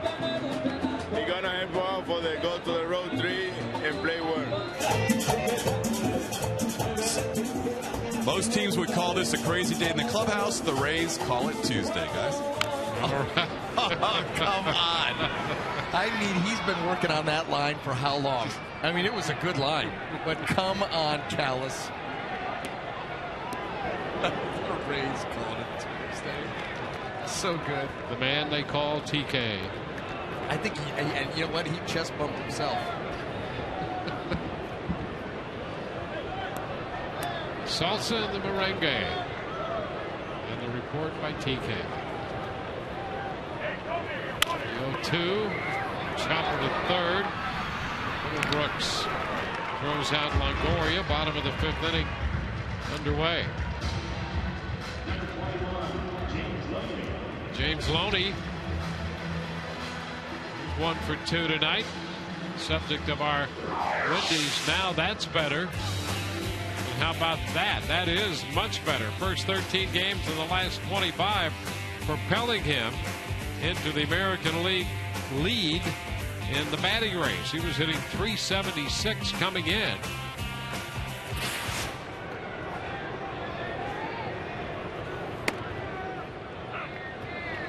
Pitch is a strike. He's up to .378 right now with the 1 for 2 tonight.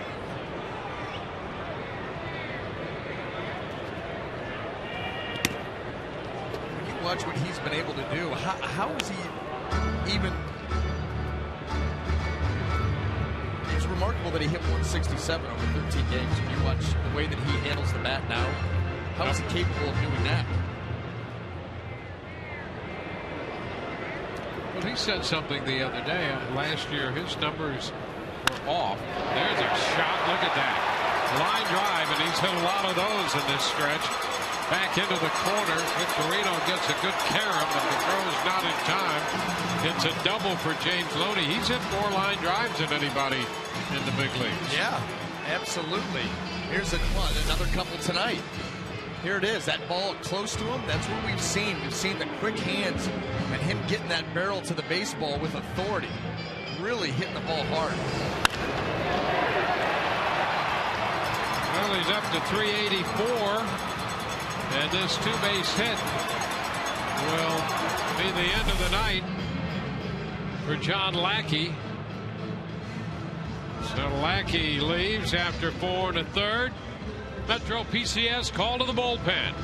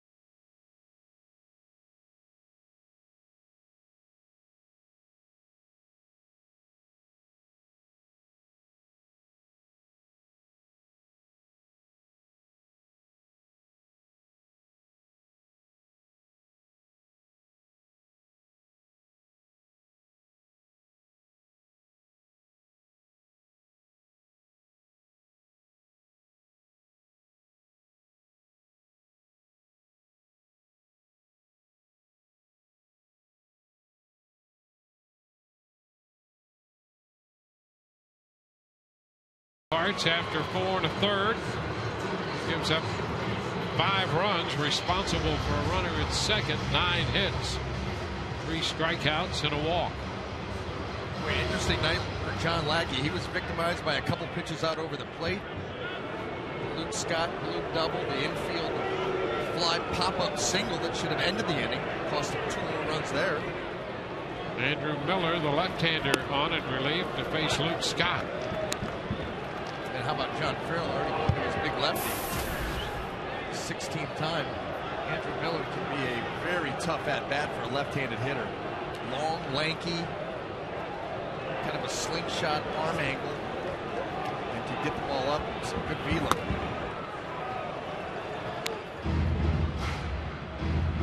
Left-hander out of Gainesville, went to school at the University of North Carolina.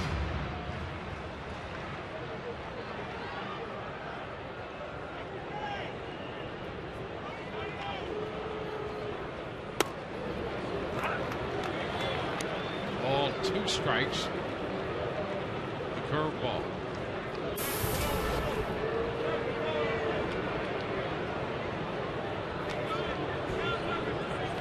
Miller, pretty good leverage at 6'7".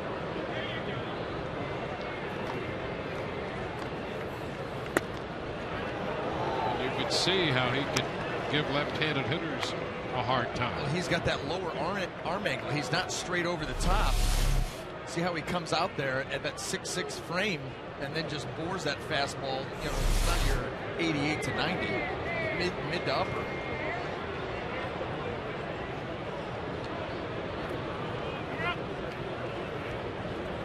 Barnway asking for time, granted by Rob Drake.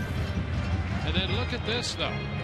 286 against lefties and 176 against righties. Well, you could see how he'd be tough on righties with that ball boring in on him, but lefties, yeah, you've got to believe that opponent's average should be much lower. Just too many mistakes because the stuff is there to dominate lefties.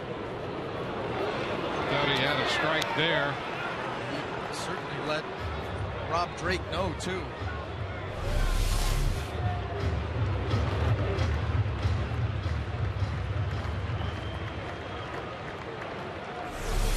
The count is full. Runner goes, swing and a miss by Scott to throw down. They throw out Loney. And the Rays are finished in the 5th. Scott strikes out. Loney caught trying to steal. And so the Rays are finished in the 5th and lead 5-3.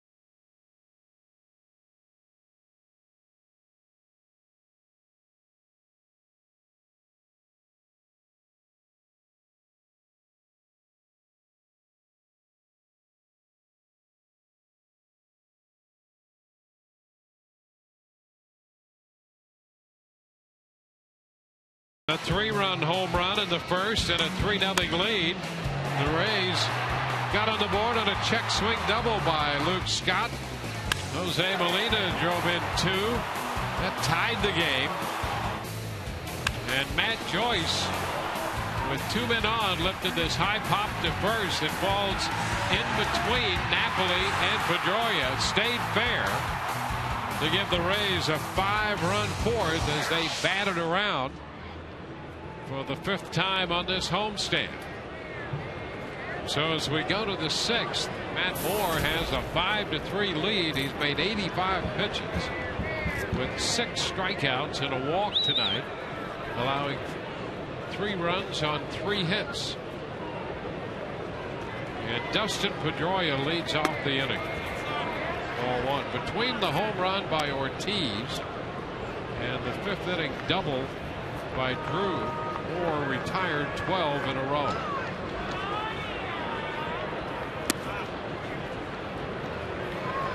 That's what you call settling down, and he's done it really with a very inconsistent breaking. He's been able to do it with the powerful fastball and the good changeup against a very good lineup.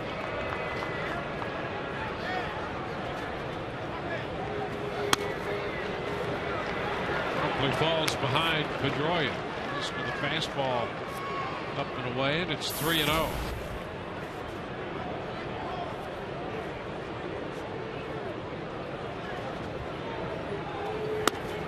Same spot away.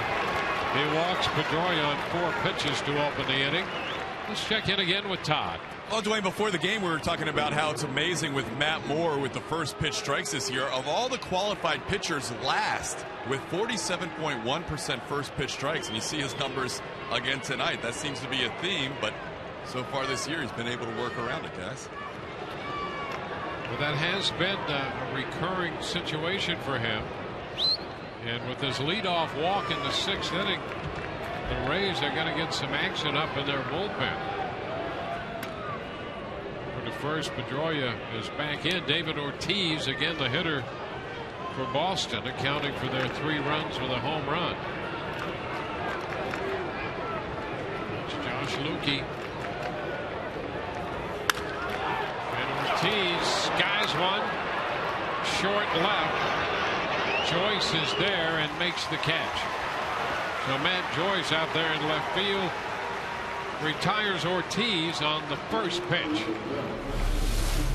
And this is a big out here for Matt Moore. That ball's in the middle of the plate, and David Ortiz is not happy with himself because he knows he got a pitch to drive there.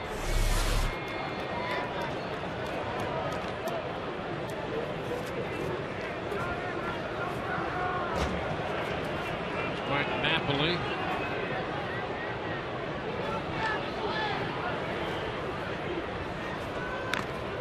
Seattle taking a 3-0 lead in New York. That game now in the bottom of the 6th inning.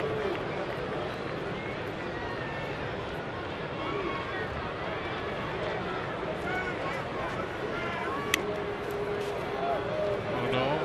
It's Hernandez against Sabathia.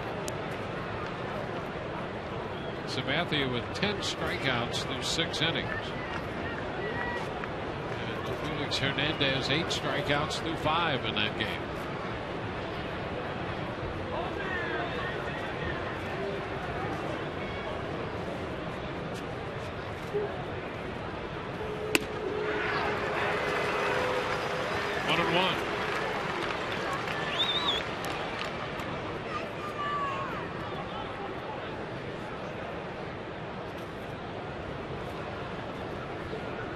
Napoli came into the game tied for 3rd in the league in runs batted in.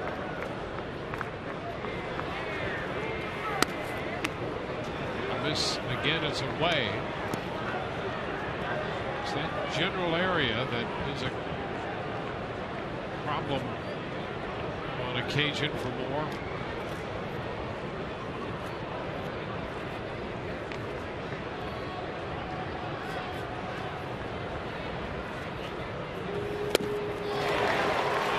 Takes a big cut at the fastball. 2-2. Well, that's where Napoli likes it. He likes that ball down where he can get that good extension and lift.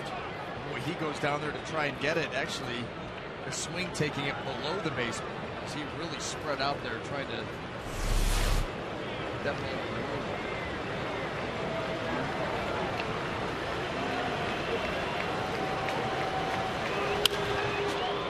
the right side. That's headed for the stands.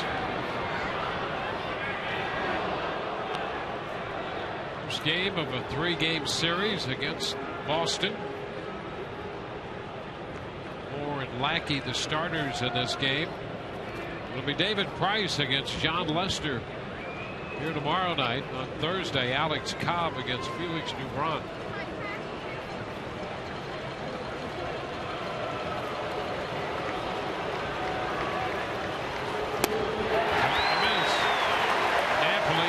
The changeup. Oh, that's a nice pitch. It really is, and that has been the big pitch for Matt Moore tonight. That good changeup paired up with the fastball.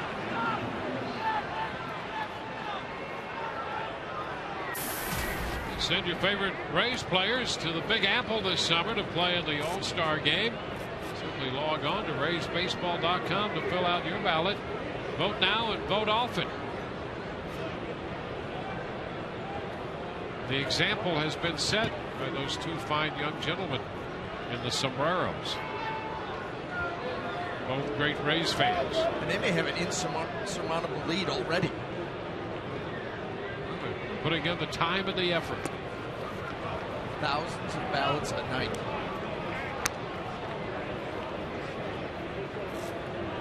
They're now taking a break from all their hard work.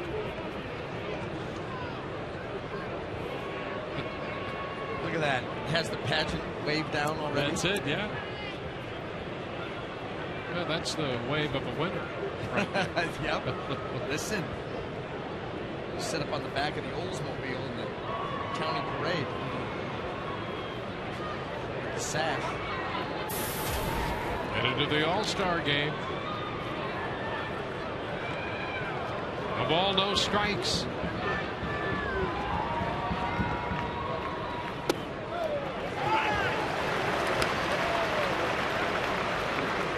Pedroia at first. Ortiz and Napoli have been retired as Matt Moore now faces Gomes.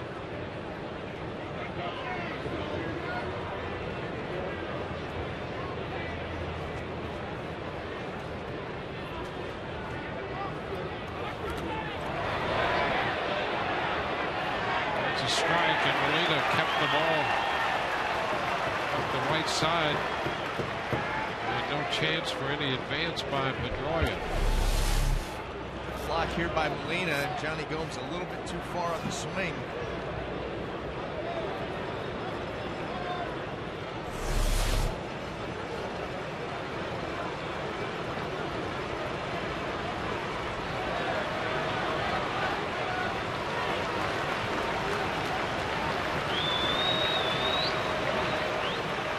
One-two. He got it. Gomes out on strikes, changed up on him. So 2 strikeouts in the inning on the changeup.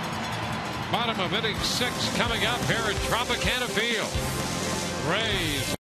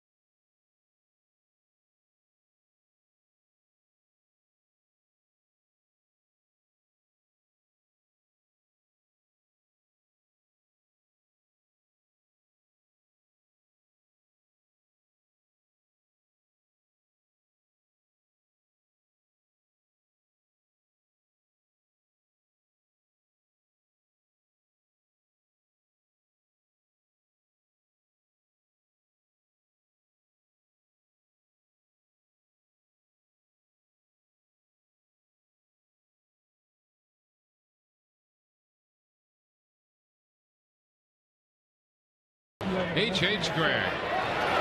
First pitch in the bottom of the 6th, base hit into center. Kelly Johnson goes after the first pitch delivered from Andrew Miller, and the leadoff man is aboard. Well, and a left-handed hitter.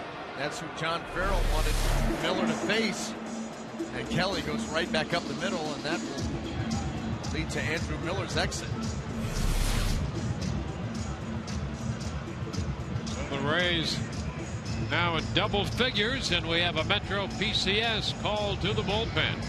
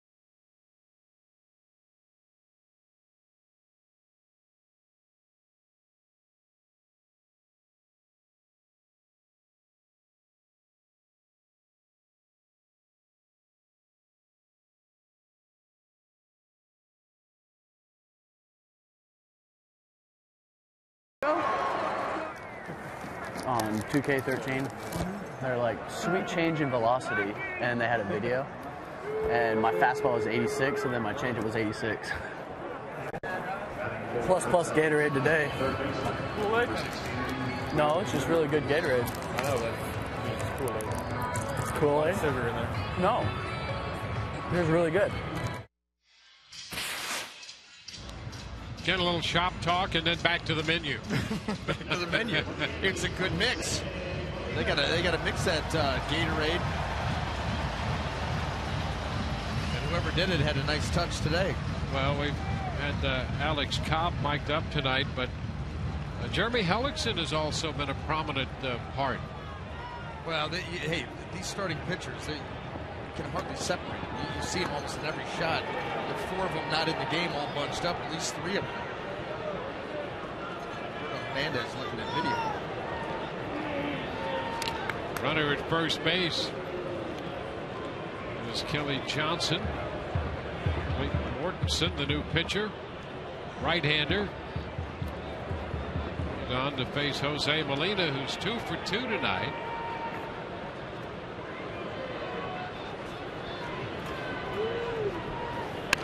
And he bunts. Mortensen with a toss to Pedroia covering. So Molina, who has driven in a couple runs with 2 hits, he scored a run. Now he's bunting runners up. Hey, you know, how about the night for Jose Molina handling the bat? The first one, he takes a slider that's down and off the plate and shoots it to right. He stays inside a ball and hits it into center, and then here on the bunt and lays it down perfectly.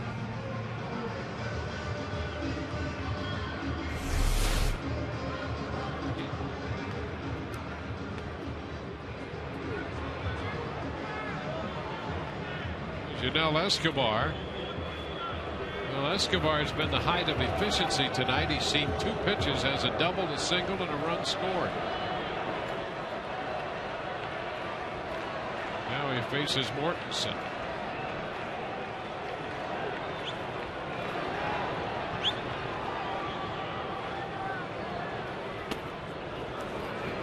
And he checks, taking the pitch for ball 1.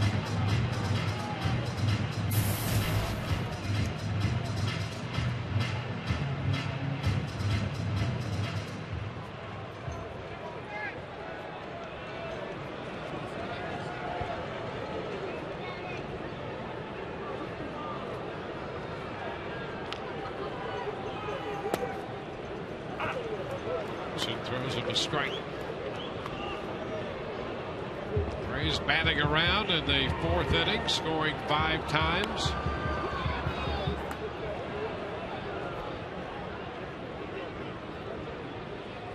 Offense continues to be a major part of the Rays' successful run lately. 2-1.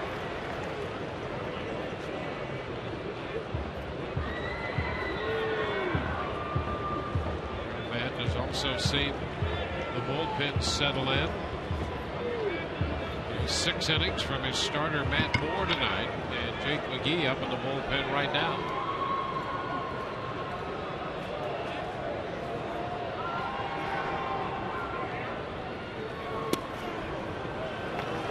Escobar eyeballs this one for ball 3. 3-1. Yeah, nasty slider there by Mortensen, not biting Escobar.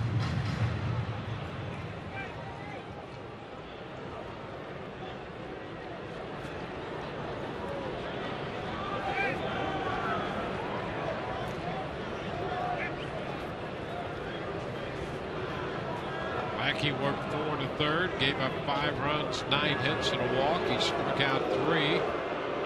Andrew Miller got 2/3 of an inning under his belt, struck out 1 and gave up a hit. Hey, tune in tomorrow for the Wednesday night showdown as the Tampa Bay Rays take on the Boston Red Sox, sponsored by the Tampa Bay area Mazda dealers. It's also Web Wednesday, which means we'll be entertaining questions. Yes. Foul ball outside of 3rd. Love Web Wednesdays. I got a big Wednesday tomorrow. Got a lot of things planned, D-Wayne. Do you? Yeah, I mean, it's the last day before, full day before we go on the road. So, morning, noon, and night, I've got things to take care of tomorrow. It's going to be a fun day. And during the game, good matchup, Wednesday, everybody wins. Can't wait. Yeah, I know. And then after the game, having to wind down is going to be tough. Just put your feet up.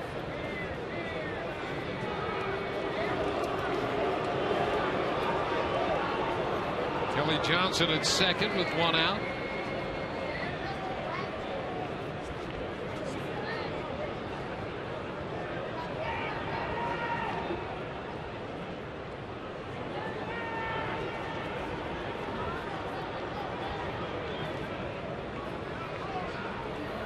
Break 2 is foul. Out of play, and we'll see another payoff pitch.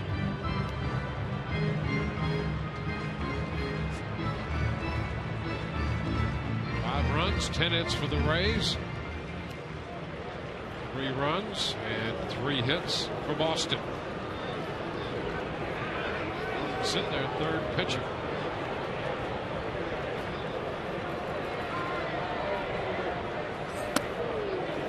And ball 4. The bottom 2 spots in the Rays order. And a good night tonight. Escobar is on for the 3rd time. And, that's what you hear these Rays players, and Evan Longoria, when he was talking about winning the American League Player of the Week, he talked about the good at-bats and the offense from, 1 through 9, top to bottom, and everybody's giving good at-bats. And tonight, boy, Escobar and Molina having some kind of a night. And then, of course, that rolls right over to the top of the order, and it's just a never-ending cycle for this Rays offense.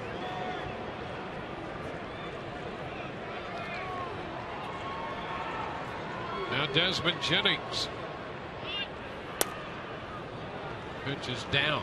Yeah, and even though that you're not scoring every inning, the pressure has been pretty constant. You force these Boston pitchers, if they're going to get out of an inning, they're going to have to really make some tough pitches. Well, the other thing is that Lackey out of the game after 4 to 3rd, so you get into that bullpen early in the first game of the series. Always huge.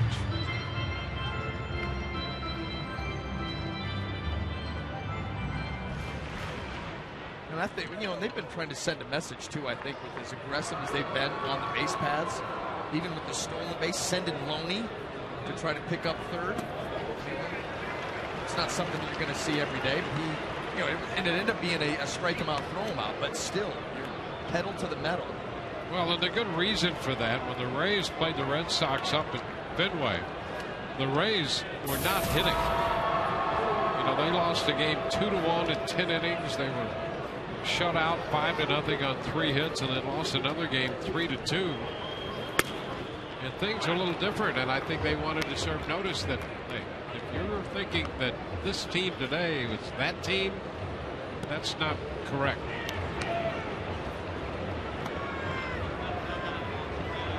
Two balls and a strike to count to Jennings. It's just the way it is in the American League East.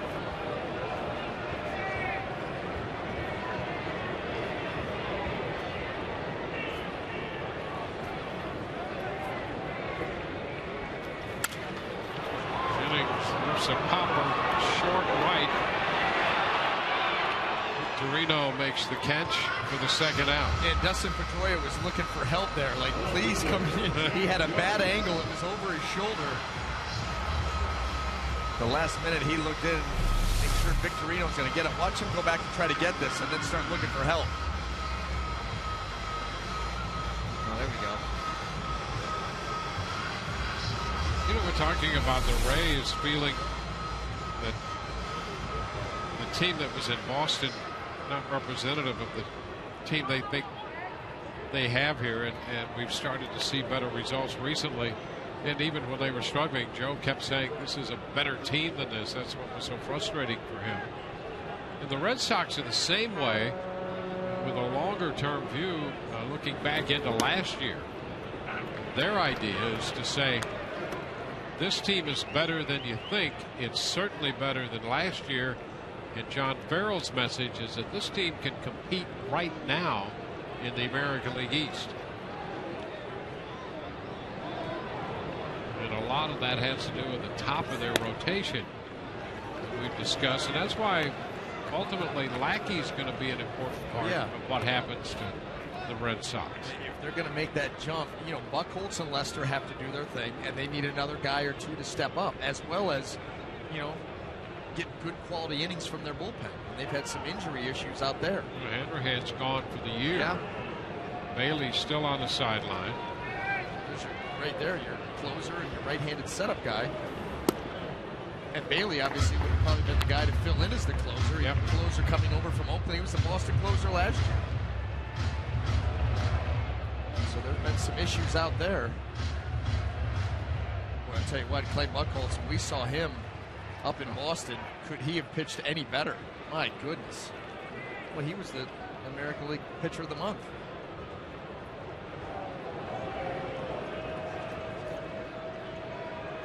Two-one. There's a line drive into right.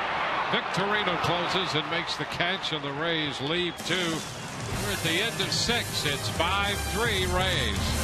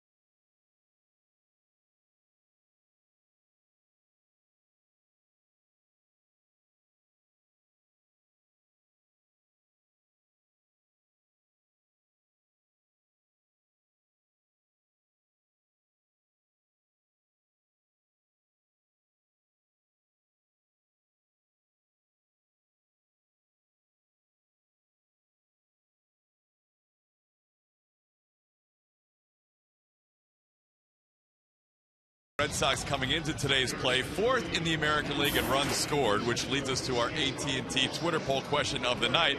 Who do you fear the most in that Red Sox lineup? The 3-hitter, #TB1, Dustin Pedroia. The 4-hitter, #TB2, David Ortiz. Or the 5-hitter, #TB3, Mike Napoli. Tweet your votes to @SunSportsRays, guys. All right, Todd, thank you. That's the heart of that Boston lineup right there. And Matt Moore departs after working 6 innings. He'll give way to Jake McGee. Well, of course he will. The Rays have a lead. It's the 7th inning. What else did you expect? For the 18th time, Jake McGee continues to chip away at those numbers. He's been very good his last 2 times out. He'll face Middlebrooks. Will Middlebrooks to lead it off in the 7th. And Drew and LaVarn Wade due up. 100 pitches for Moore tonight. 6 innings, 3 runs, 3 hits, 8 strikeouts, a couple walks. He hit a man, gave up a home run. And it has been McGee, Peralta, and Rodney. And that's the combo that Joe Madden and Jim Hickey want to be able to pencil in. Oh, look what they've done. Those 2 appearances, last 2 appearances for each of them, they've given up 1 hit in 6 innings. And what that allows Joe to do is when those guys are rolling like that, it shortens the game. It makes it a 6-7 inning game. And with the way that they've been able to get out to some quick starts, tonight it was Boston, but they answered. You shorten that game down and you get some of these bullpen guys coming in and pitching like they have the last couple of times out, and it's lights out. That's the formula that Joe Madden wants for his team to win ball games.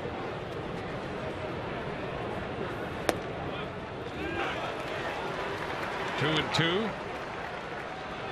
The Rays grab the lead with a 5-run 4th.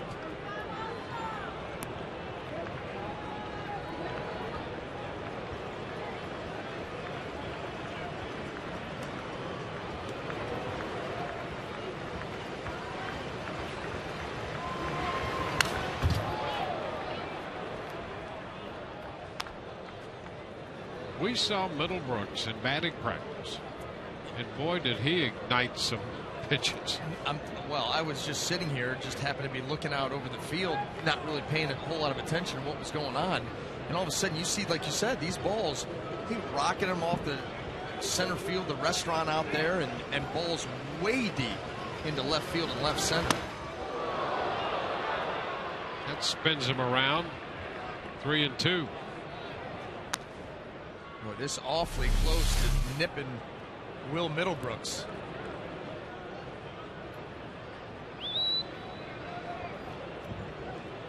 You don't want to take that 96, 97 into the ribs.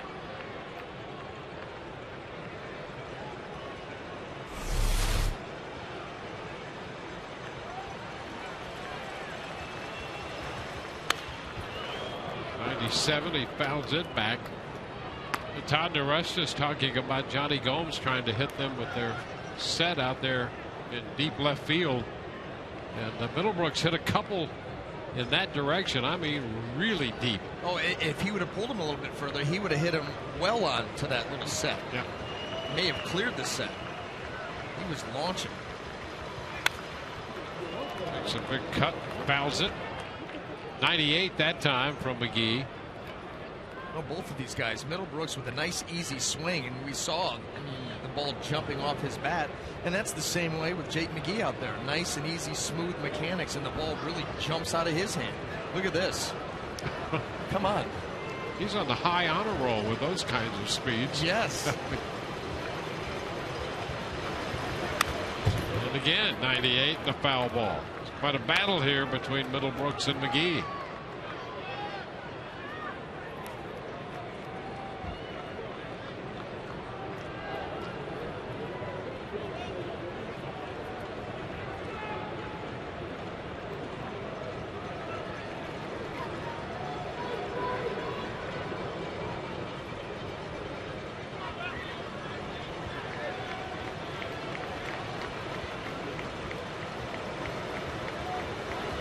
One more time.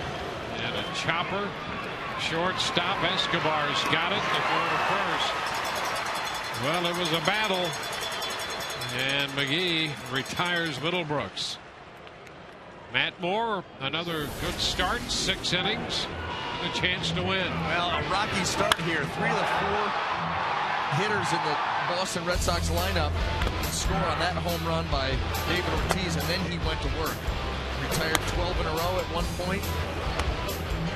Bought his offense some time to come back, and they did. Boy, Matt did a nice job tonight, especially the way that he was able to work around the inconsistency of the curveball with the good fastball and the good changeup to come up with that line. Just the 2 walks, that's always going to be big for him.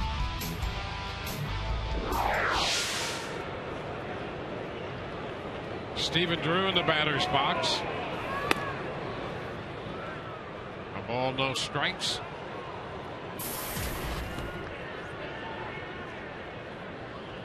Top half of inning 7. Rays have led since the 4th.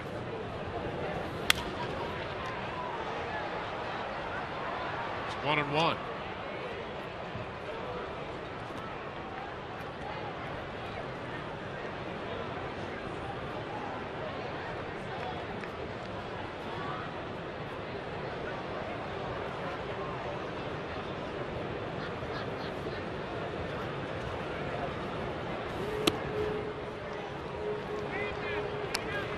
Two balls and a strike.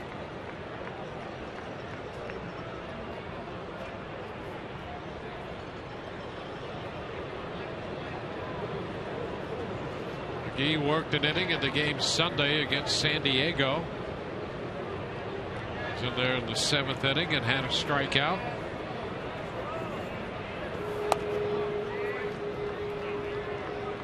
Low to Drew, 3-1.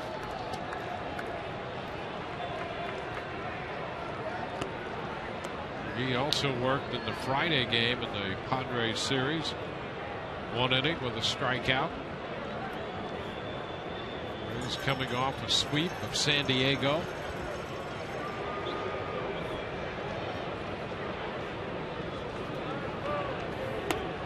And Drew walks. Runner at first with 1 out. Celebrate Fernando Rodney's historic 2012 season with a limited edition figurine featuring Rodney's iconic Shooting the Moon celebration. This figurine is available only by purchasing the Tampa Bay Times ticket tandem for any game against the Yankees May 24th through the 26th. Visit RaysBaseball.com/tandems.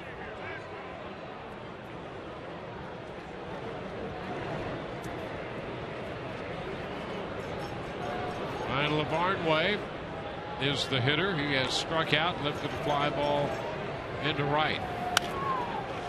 Takes a big cut at the 98-mile-per-hour fastball and fouls it at the strike. And a great catch in the field seats there, that foul ball.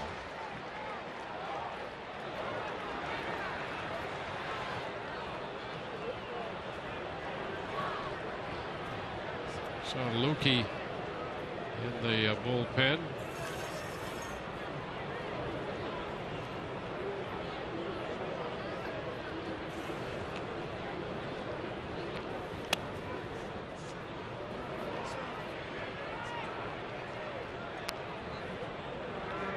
A 1-1 count. LaVarnway with good power.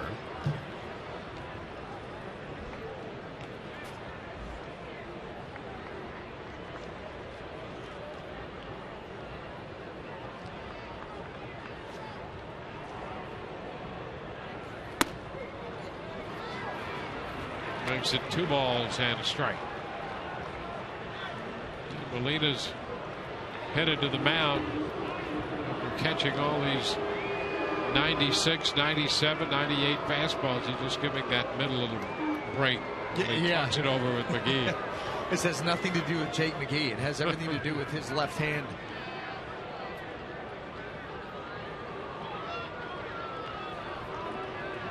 Middlebrooks went to 3-2. They had quite a battle, a 10-pitch battle there before he got him on a ground ball.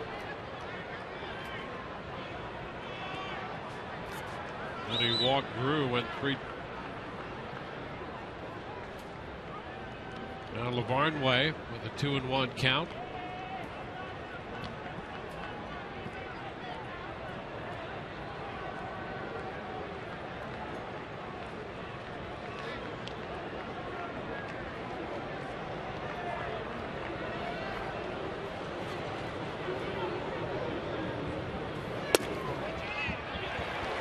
We'll even it.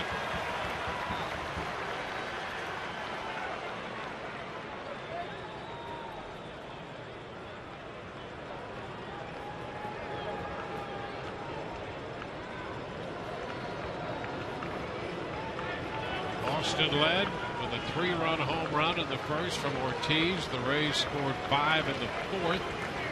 That's been it in the run production department. 2-2, and we have a full count again.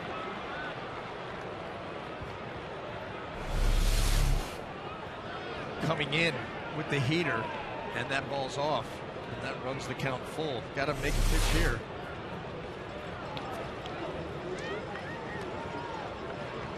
Barnway, 25-year-old catcher.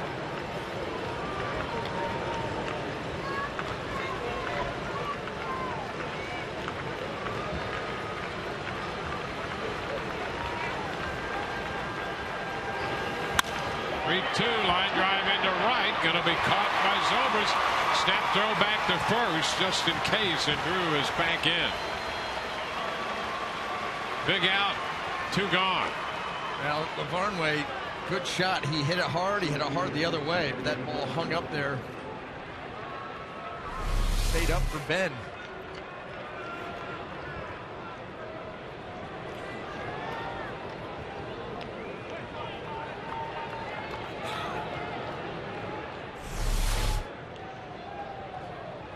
It's the top of the order, Jacoby Ellsbury.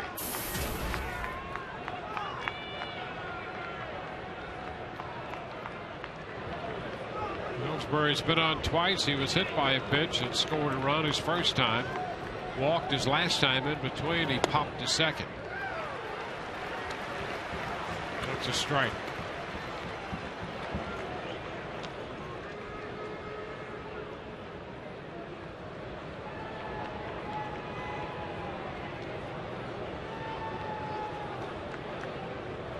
Ellsbury 1 for 5 in his career against Jake McGee.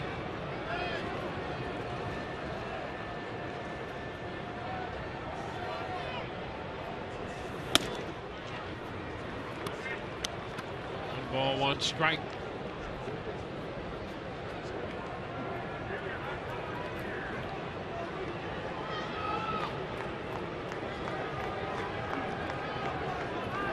Red Sox come into this game 22-16. The Rays 19-18. The Rays have been surging. 2-1. Snap throw to first, and Drew is back in. Molina with a peg down to first.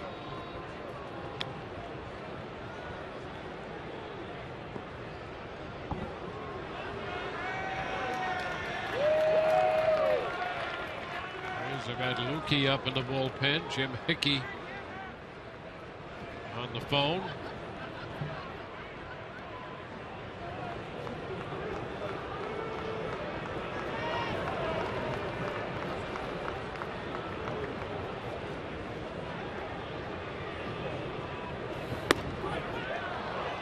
And it's ball 3. So he's had a 3-ball count on every hitter he's faced here in this inning. It hasn't been as sharp as you normally see, Jake, but he's not missing by a ton. I mean, these pitches are just off.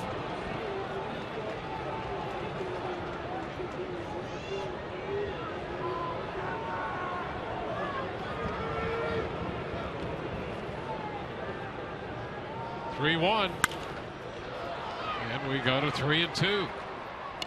It's 26 pitches. He's thrown 13 strikes and 13 non-strikes.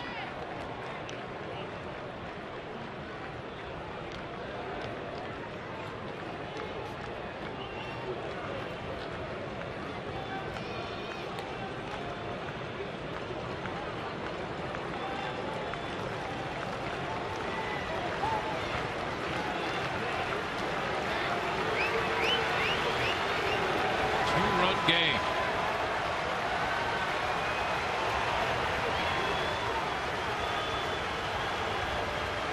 Runner goes on the 3-2, and it's high, ball 4. Something extra on it at 98, but the second walk of the inning. Put men at first and second. 2 outs, and Joe Madden's on his way to the mound to make a change. The Metro PCS call to the bullpen coming.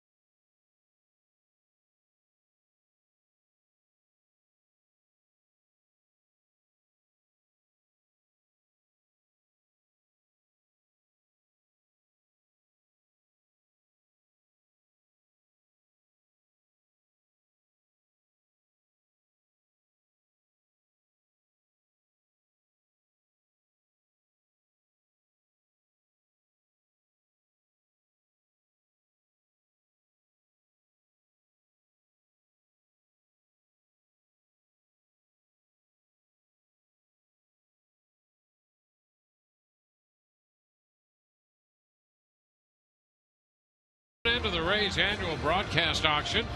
It'll be Tuesday, May 28th, when fans have the opportunity to bid on one-of-a-kind Rays experiences. Check all the items up for bid at raysbaseball.com/broadcast auction. Proceeds benefit the Rays Baseball Foundation and the Tampa General Hospital Foundation.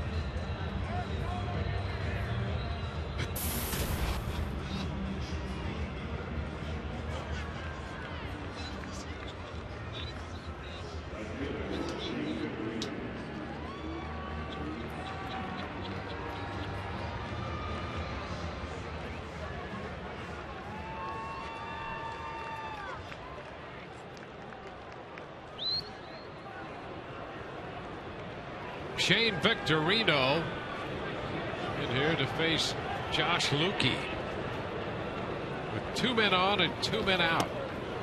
The first pitch is a strike. Breaking ball to start. Yeah, the little we've seen of Josh Lukey, he has been very sharp. Good fastball. There's a good breaking ball there. Hides the ball very well.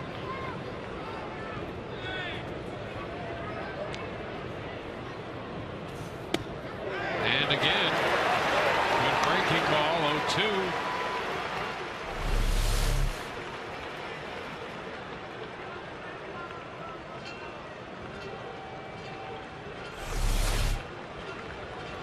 Well, Lukey has apparently arrived here with a very confident mindset. Does he not look like a guy who's done with AAA? He certainly does, yeah. I mean, he's carrying himself like, you know what, enough's enough. I'm through with AAA. It's time to be a big leaguer.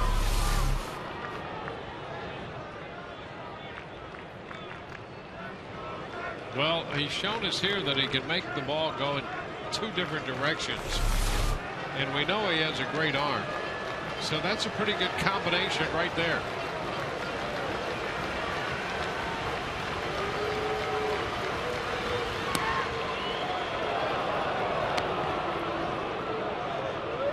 A couple curveballs and a couple splits. It's 1-2. Impressive numbers in Durham. 29 strikeouts, 19 innings. That lets you all you need to know about dominance. Obviously, ERA yells at you too, as soon as the opponent's average.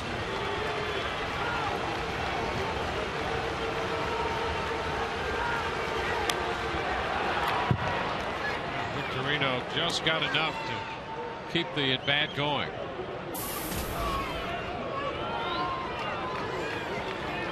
Love to see him come with a fastball here just to get him off the off speed. A couple of breaking balls, 3 straight changeups. Give him something different to look at, even if you want to go back to that off speed.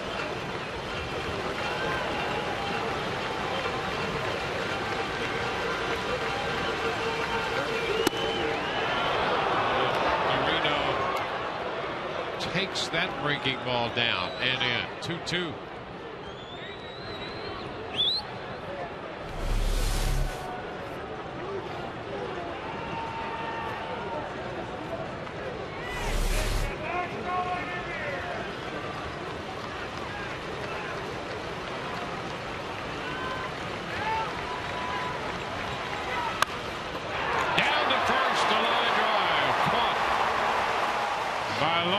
To retire the side with 2 left, and the Rays lead 5-3.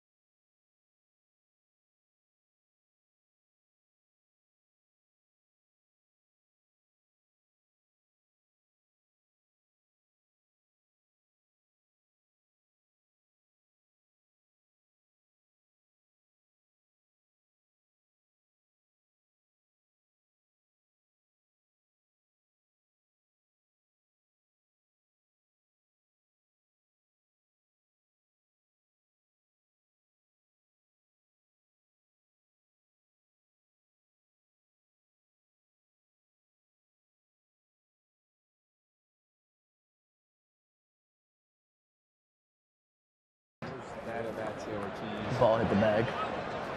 Yeah, that, but it was just a bad pitch for Ortiz. Probably a slap on the butt. Baby slap. Dude, I would not want to be on that team. Not even you're all right, bud. You'll be all right. It's only 5 runs. His stuff has been nasty. This guy, I didn't know it. Wow. Fastballs all over the place. He's got plenty of velocity. Big enough, he's intimidating. Sounds of the game. Alex Cobb mic'd up for our telecast tonight. We appreciate that. They got George Hendrick involved as they were breaking down what Josh Lukey takes to the mound. Hey, I'm telling you, it's impressive. Notice from up here, notice from in his own dugout. Mortensen still on the hill for Boston. 1-0 pitch, and Zobrist caught Ellsbury in between Victorino. Well, they had everybody out there for that one. Taking charge, the center fielder in traffic. Look at that. Drew and Victorino. Boy, that's a dance routine right there.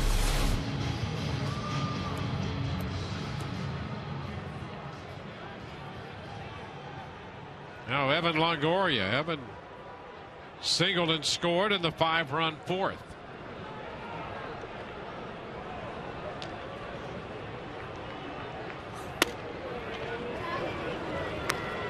Hits the ball. Rays got all 5 runs off Lackey. Andrew Miller worked 2/3 of an inning, and Mortensen now following Miller.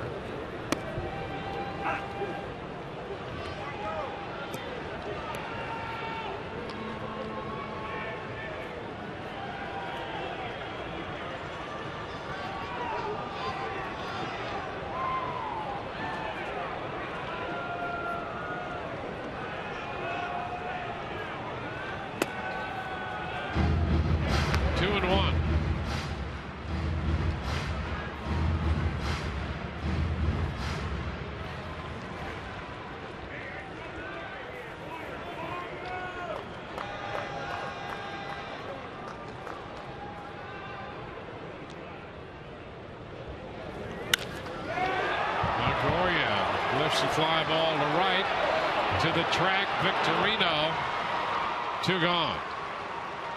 Ball carried a little more than Victorino anticipated at the outset, but he got back there and grabbed it.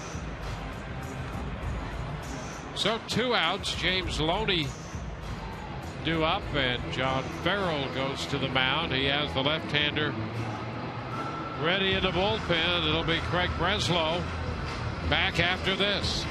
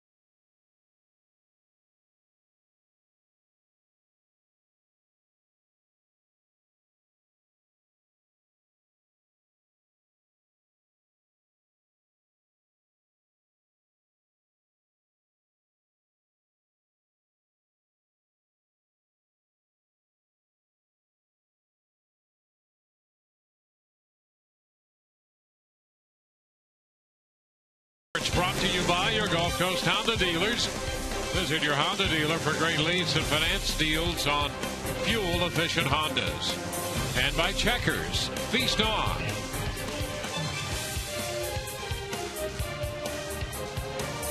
Braves continuing their homestand tonight. Coming in 5-2 on the stand, reeling off 5 consecutive victories. And tonight opening a 3-game series against Boston. Breslow on to face James Loney.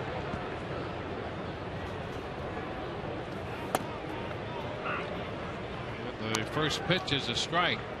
Baltimore is batting in the bottom of the 9th with San Diego leading 3-2, and Houston Street in there trying to close that one out.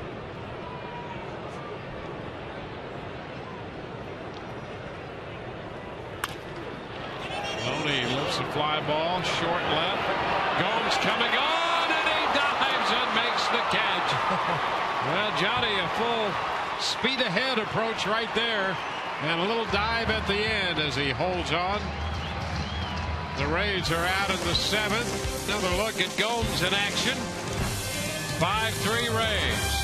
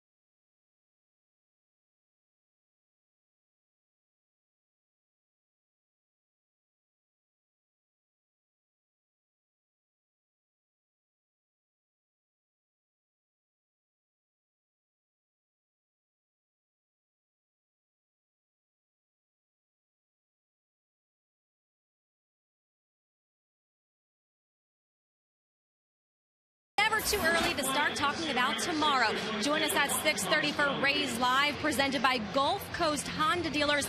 I can't promise you any awesome pregame shenanigans, but I can promise you BA will have his breakdown of the Southpaw battle. John Lester and, of course, David Price and Super Sam Fold held a diabetes camp. I'll have a sweet story featured on that tomorrow as well.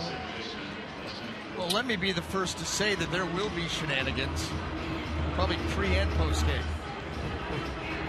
Well, of course. And it's a website Wednesday. Yes. So they probably will be invited. Joel Peralta, the new pitcher for the Rays, on to work the 8th against the Red Sox. So he'll face Dustin Pedroia to lead off the 8th.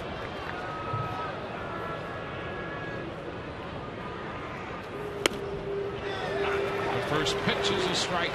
Huge inning for the Rays setup guy, going up right down the middle of that order. In fact, these are the 3 guys you're talking about in the Twitter poll tonight. Who do you fear most in this lineup? Well, you're going to see all 3 of them if you're Joel Peralta. Yeah, the answer to that probably depends on who you're facing at the moment. They're all tough. Pedroia's doubled and walked tonight. 1-1, and here is that poll coming up, the AT&T social media poll. Who do you fear the most in the Red Sox lineup? Dustin Pedroia, David Ortiz, or Mike Napoli? Tweet your vote to @SunSportsRays.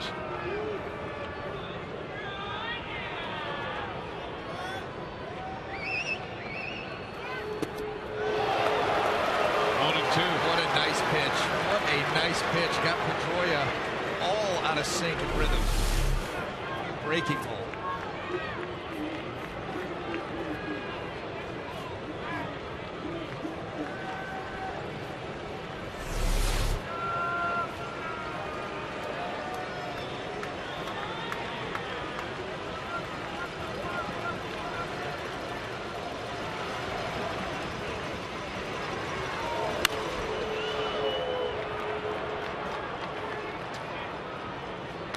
Padres have beaten the Orioles 3-2. That's a final. So the Padres come away with a victory. Snaps their 3-game losing streak. And the Rays have a chance to pick up some ground on Baltimore. 6 big outs to get.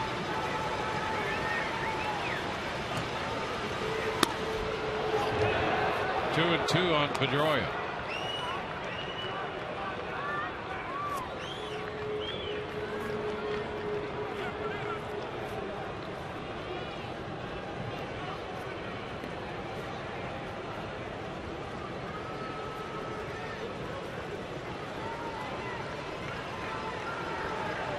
Yankees have taken the lead on the Mariners. It's 4-3 in the bottom of the 7th inning.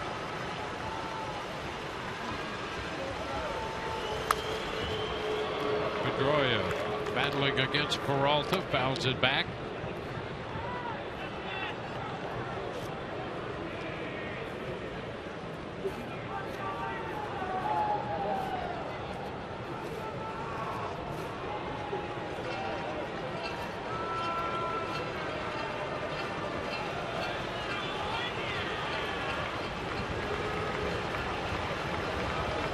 For McGee, Lukey. Now Pedroia and Peralta match up. And Joel Peralta, this is down. 3-2.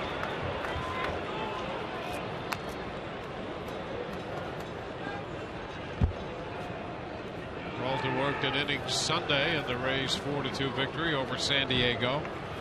When they went 6 from Hernandez, then McGee, Peralta, and Rodney each an inning.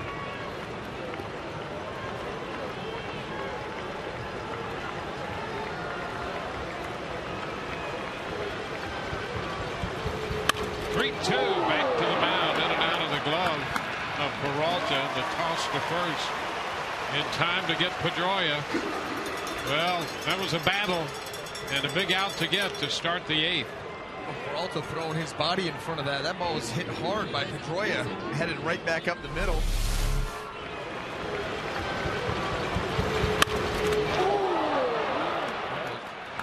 Get that ball into the glove. It popped out, but you have plenty of time to stay with it and make the out. One man down. Doesn't get any easier. David Ortiz, who's accounted for all 3 of the Boston runs.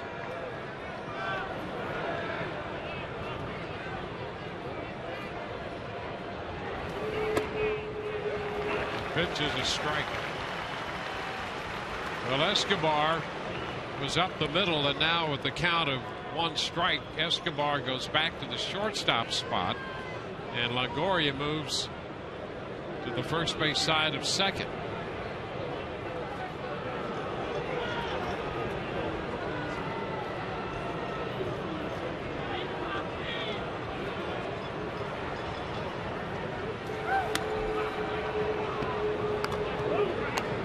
It's 1-1.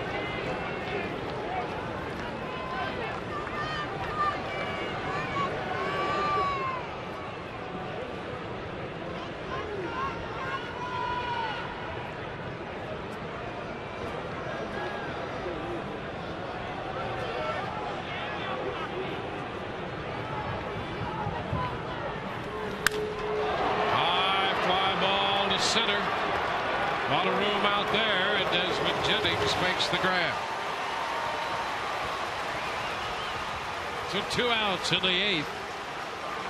We invite you to tune in tomorrow for the Wednesday night showdown as your Tampa Bay Rays take on the Boston Red Sox. Sponsored by your Tampa Bay area Mazda dealers. And what a pitching matchup. John Lester and David Price. Our coverage begins at 6:30 tomorrow.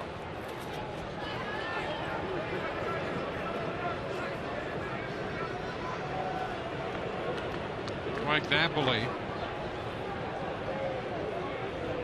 Napoli's grounded to third, twice has struck out. Pitch is a strike.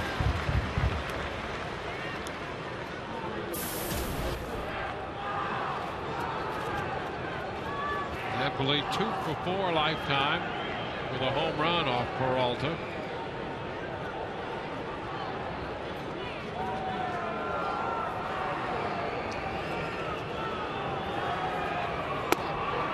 And he drops strike 2, a breaking ball in there. Well, he's used that to each one of these Red Sox hitters in a great spot for a strike.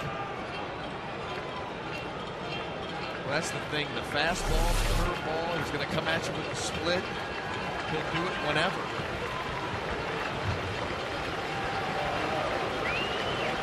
Not easy to follow if you're a hitter. The 0-2. He got it. Fastball followed up on the curve. Strikes him out with the hard stuff. Rays lead 5-3.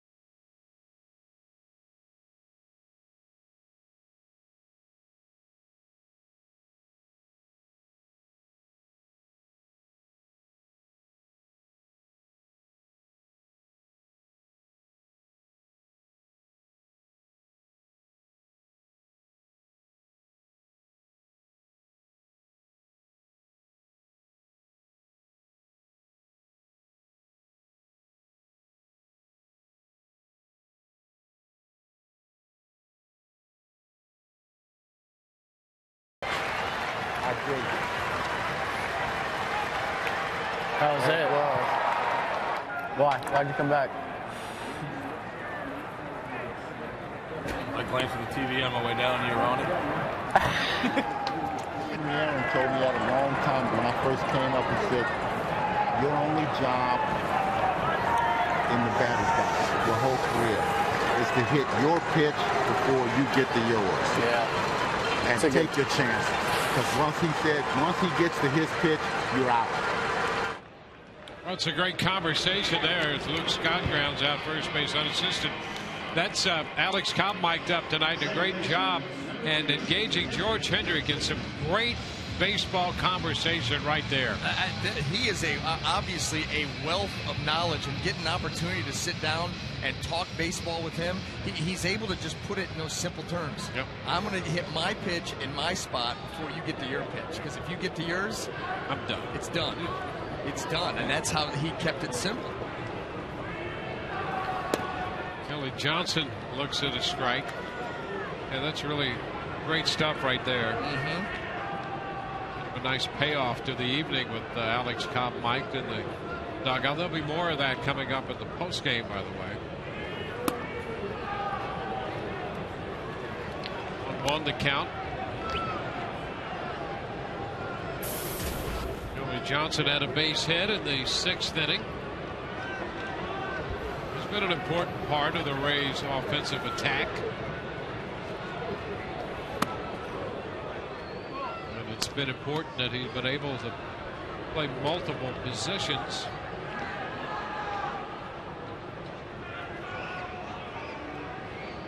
Facing the left-hander Breslow, pitcher number 4 on the evening. Tap or foul.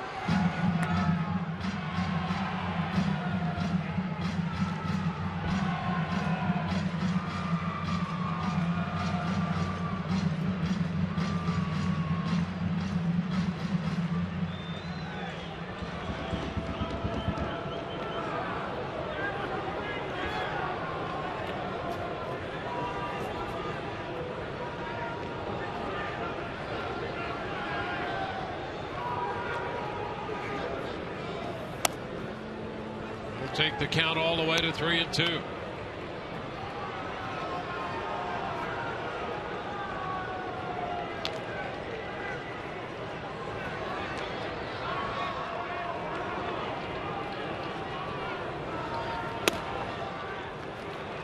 Johnson out on strikes. 2 up, 2 down in the 8th. Coming up on Rays Live, the post game presented by Checkers. VA and I'll check out the performance of Matt Moore tonight. Joe Madden press conference. Kelly Nash with clubhouse interviews. And, of course, Todd Narust has anchored the coverage on Rays Live, the postgame, presented by Checkers. Jose Molina bounds this one into the stands. Molina's had a good night. Hits, 2 RBIs, a run scored.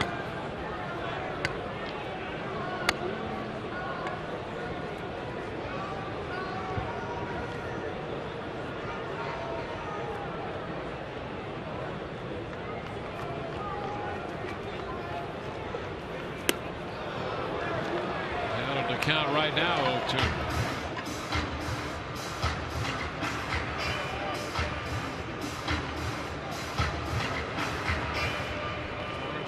And Rodney, Rays bullpen. The Rays up 5-3 right now. That would be Fernando Rodney territory. Foul ball up the right side, out of play.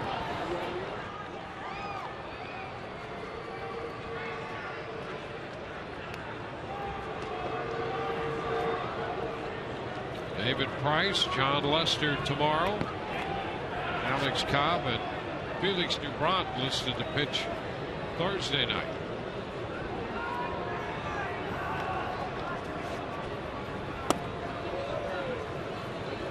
It's a ball and 2 strikes.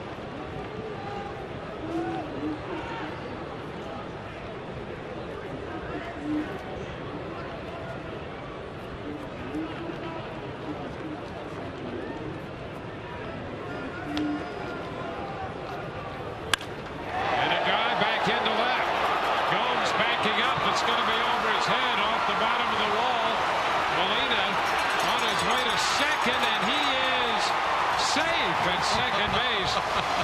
He made that one close. He went in standing up.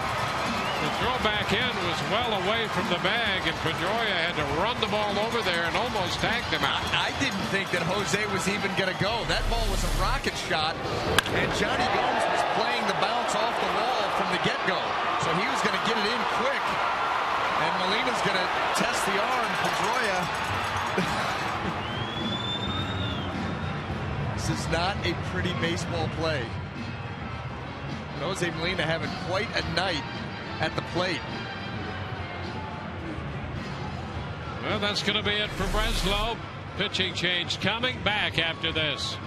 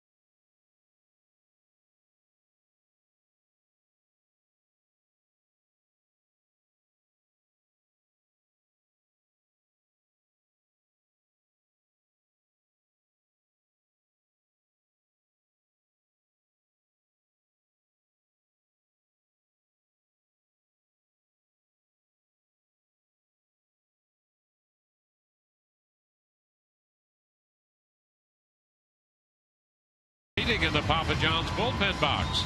Available dates are going fast, so act now to make your group reservation right behind the Rays bullpen by calling 855-GROUP-TV or online at RaysBaseball.com.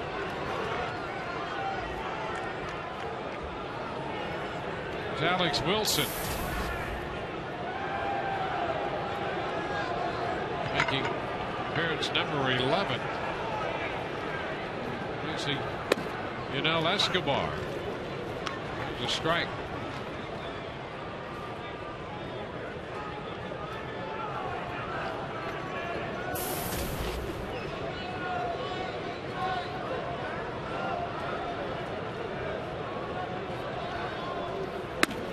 It's wide. It's 1-1.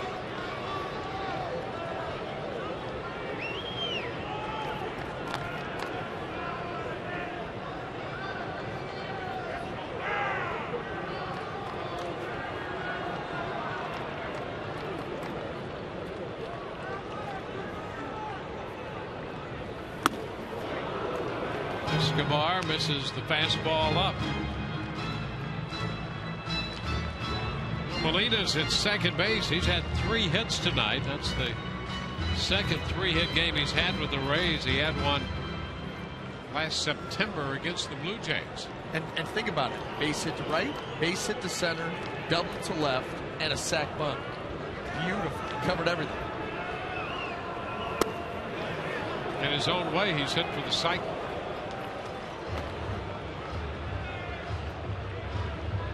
Two balls, 2 strikes.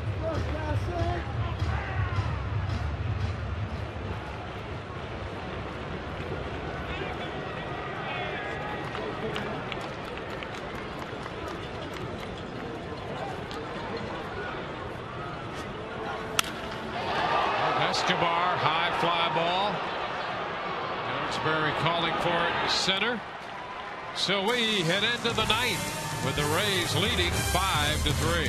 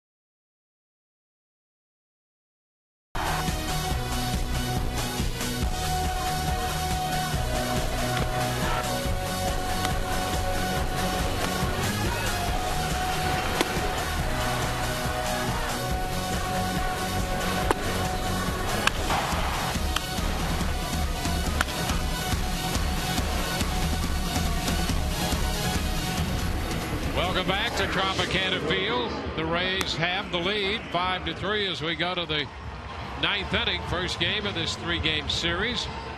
Brian Anderson and Todd Callis, Dwayne Stats. Nice to have you with us. And tomorrow's pitching matchup brought to you by Chevron.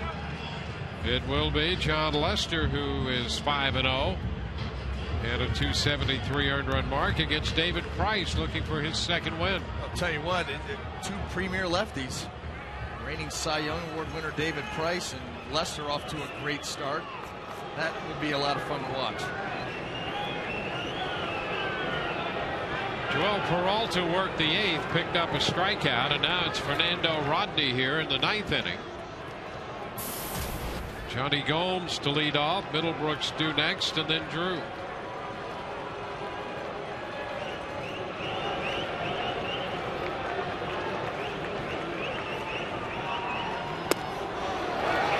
First pitch, Gomes looks at a strike.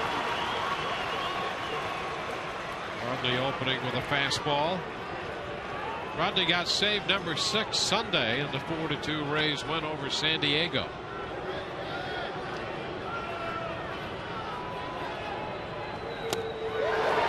Cut and a miss. 96 on the hard stuff. Ryan Roberts in the game at second base for the Rays. The rest of the infield stays the same.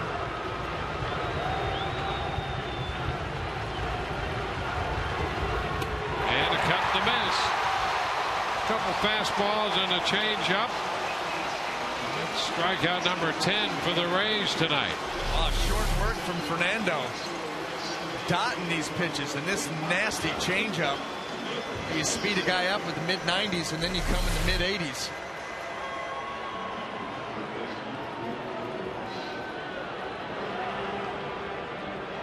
Will Middlebrooks.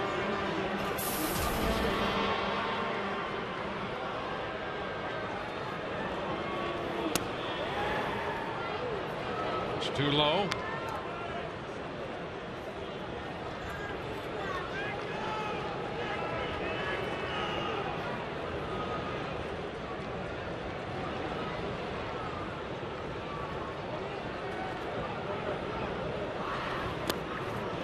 Down again. Middlebrooks struck out in the second against Moore.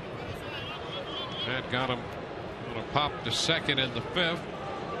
Last time up he had that long battle with Jake McGee and finally grounded out to shortstop.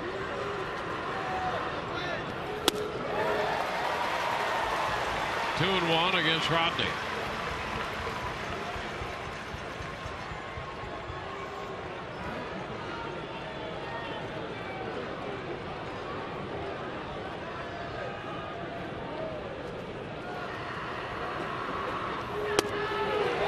Comes back to pull the count even. Couple mid-90s fastballs right there.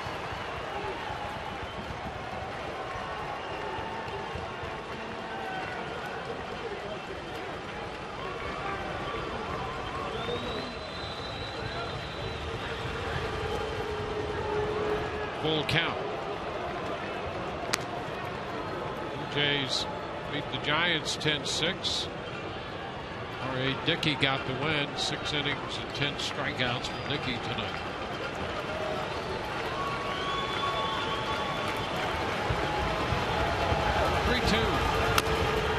Foul ball. Bounces up and hits him while he was in the batter's box.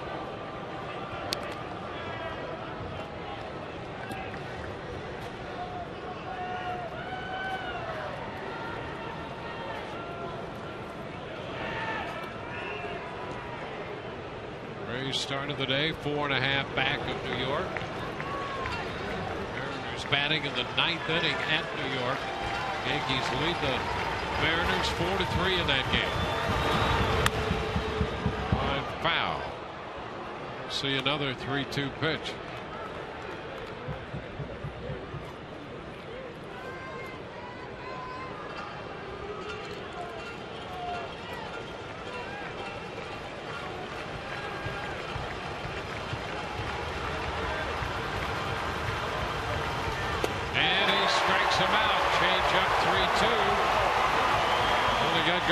the changeup on 3 pitches, goes 3-2 to Middlebrooks and gets him on a change.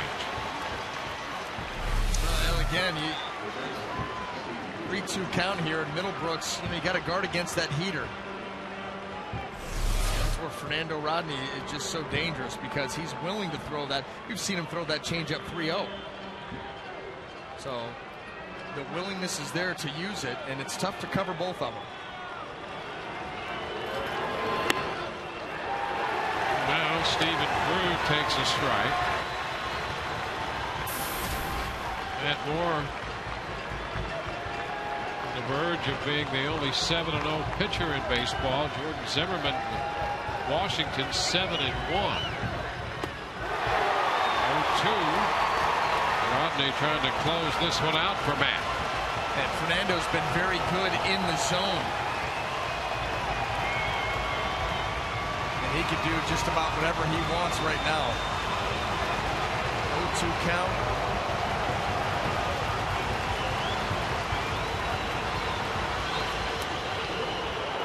Ball, 2 strikes.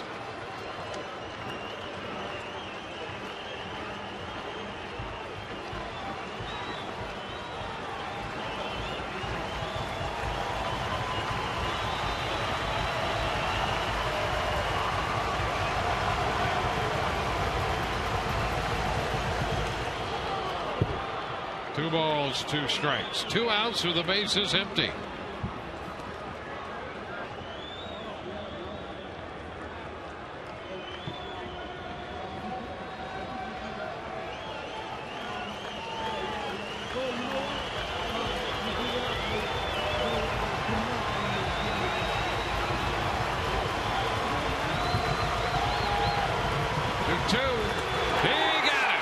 Changeup. 3 strikeouts in the inning, all 3 coming on changeups to close this one out. And the Rays win it 5-3 tonight to extend their winning streak to 6. Matt Moore will go to 7-0. And that makes him the first starter in Rays history to begin a season 7-0. The save belongs to Fernando Rodney, as the Rays, who fell behind 3-0 in the first inning, put 5 on the board in the 4th to hand the Red Sox this defeat. 5-3 the final. Here's another look at Rodney's final pitch. A perfect 9th inning.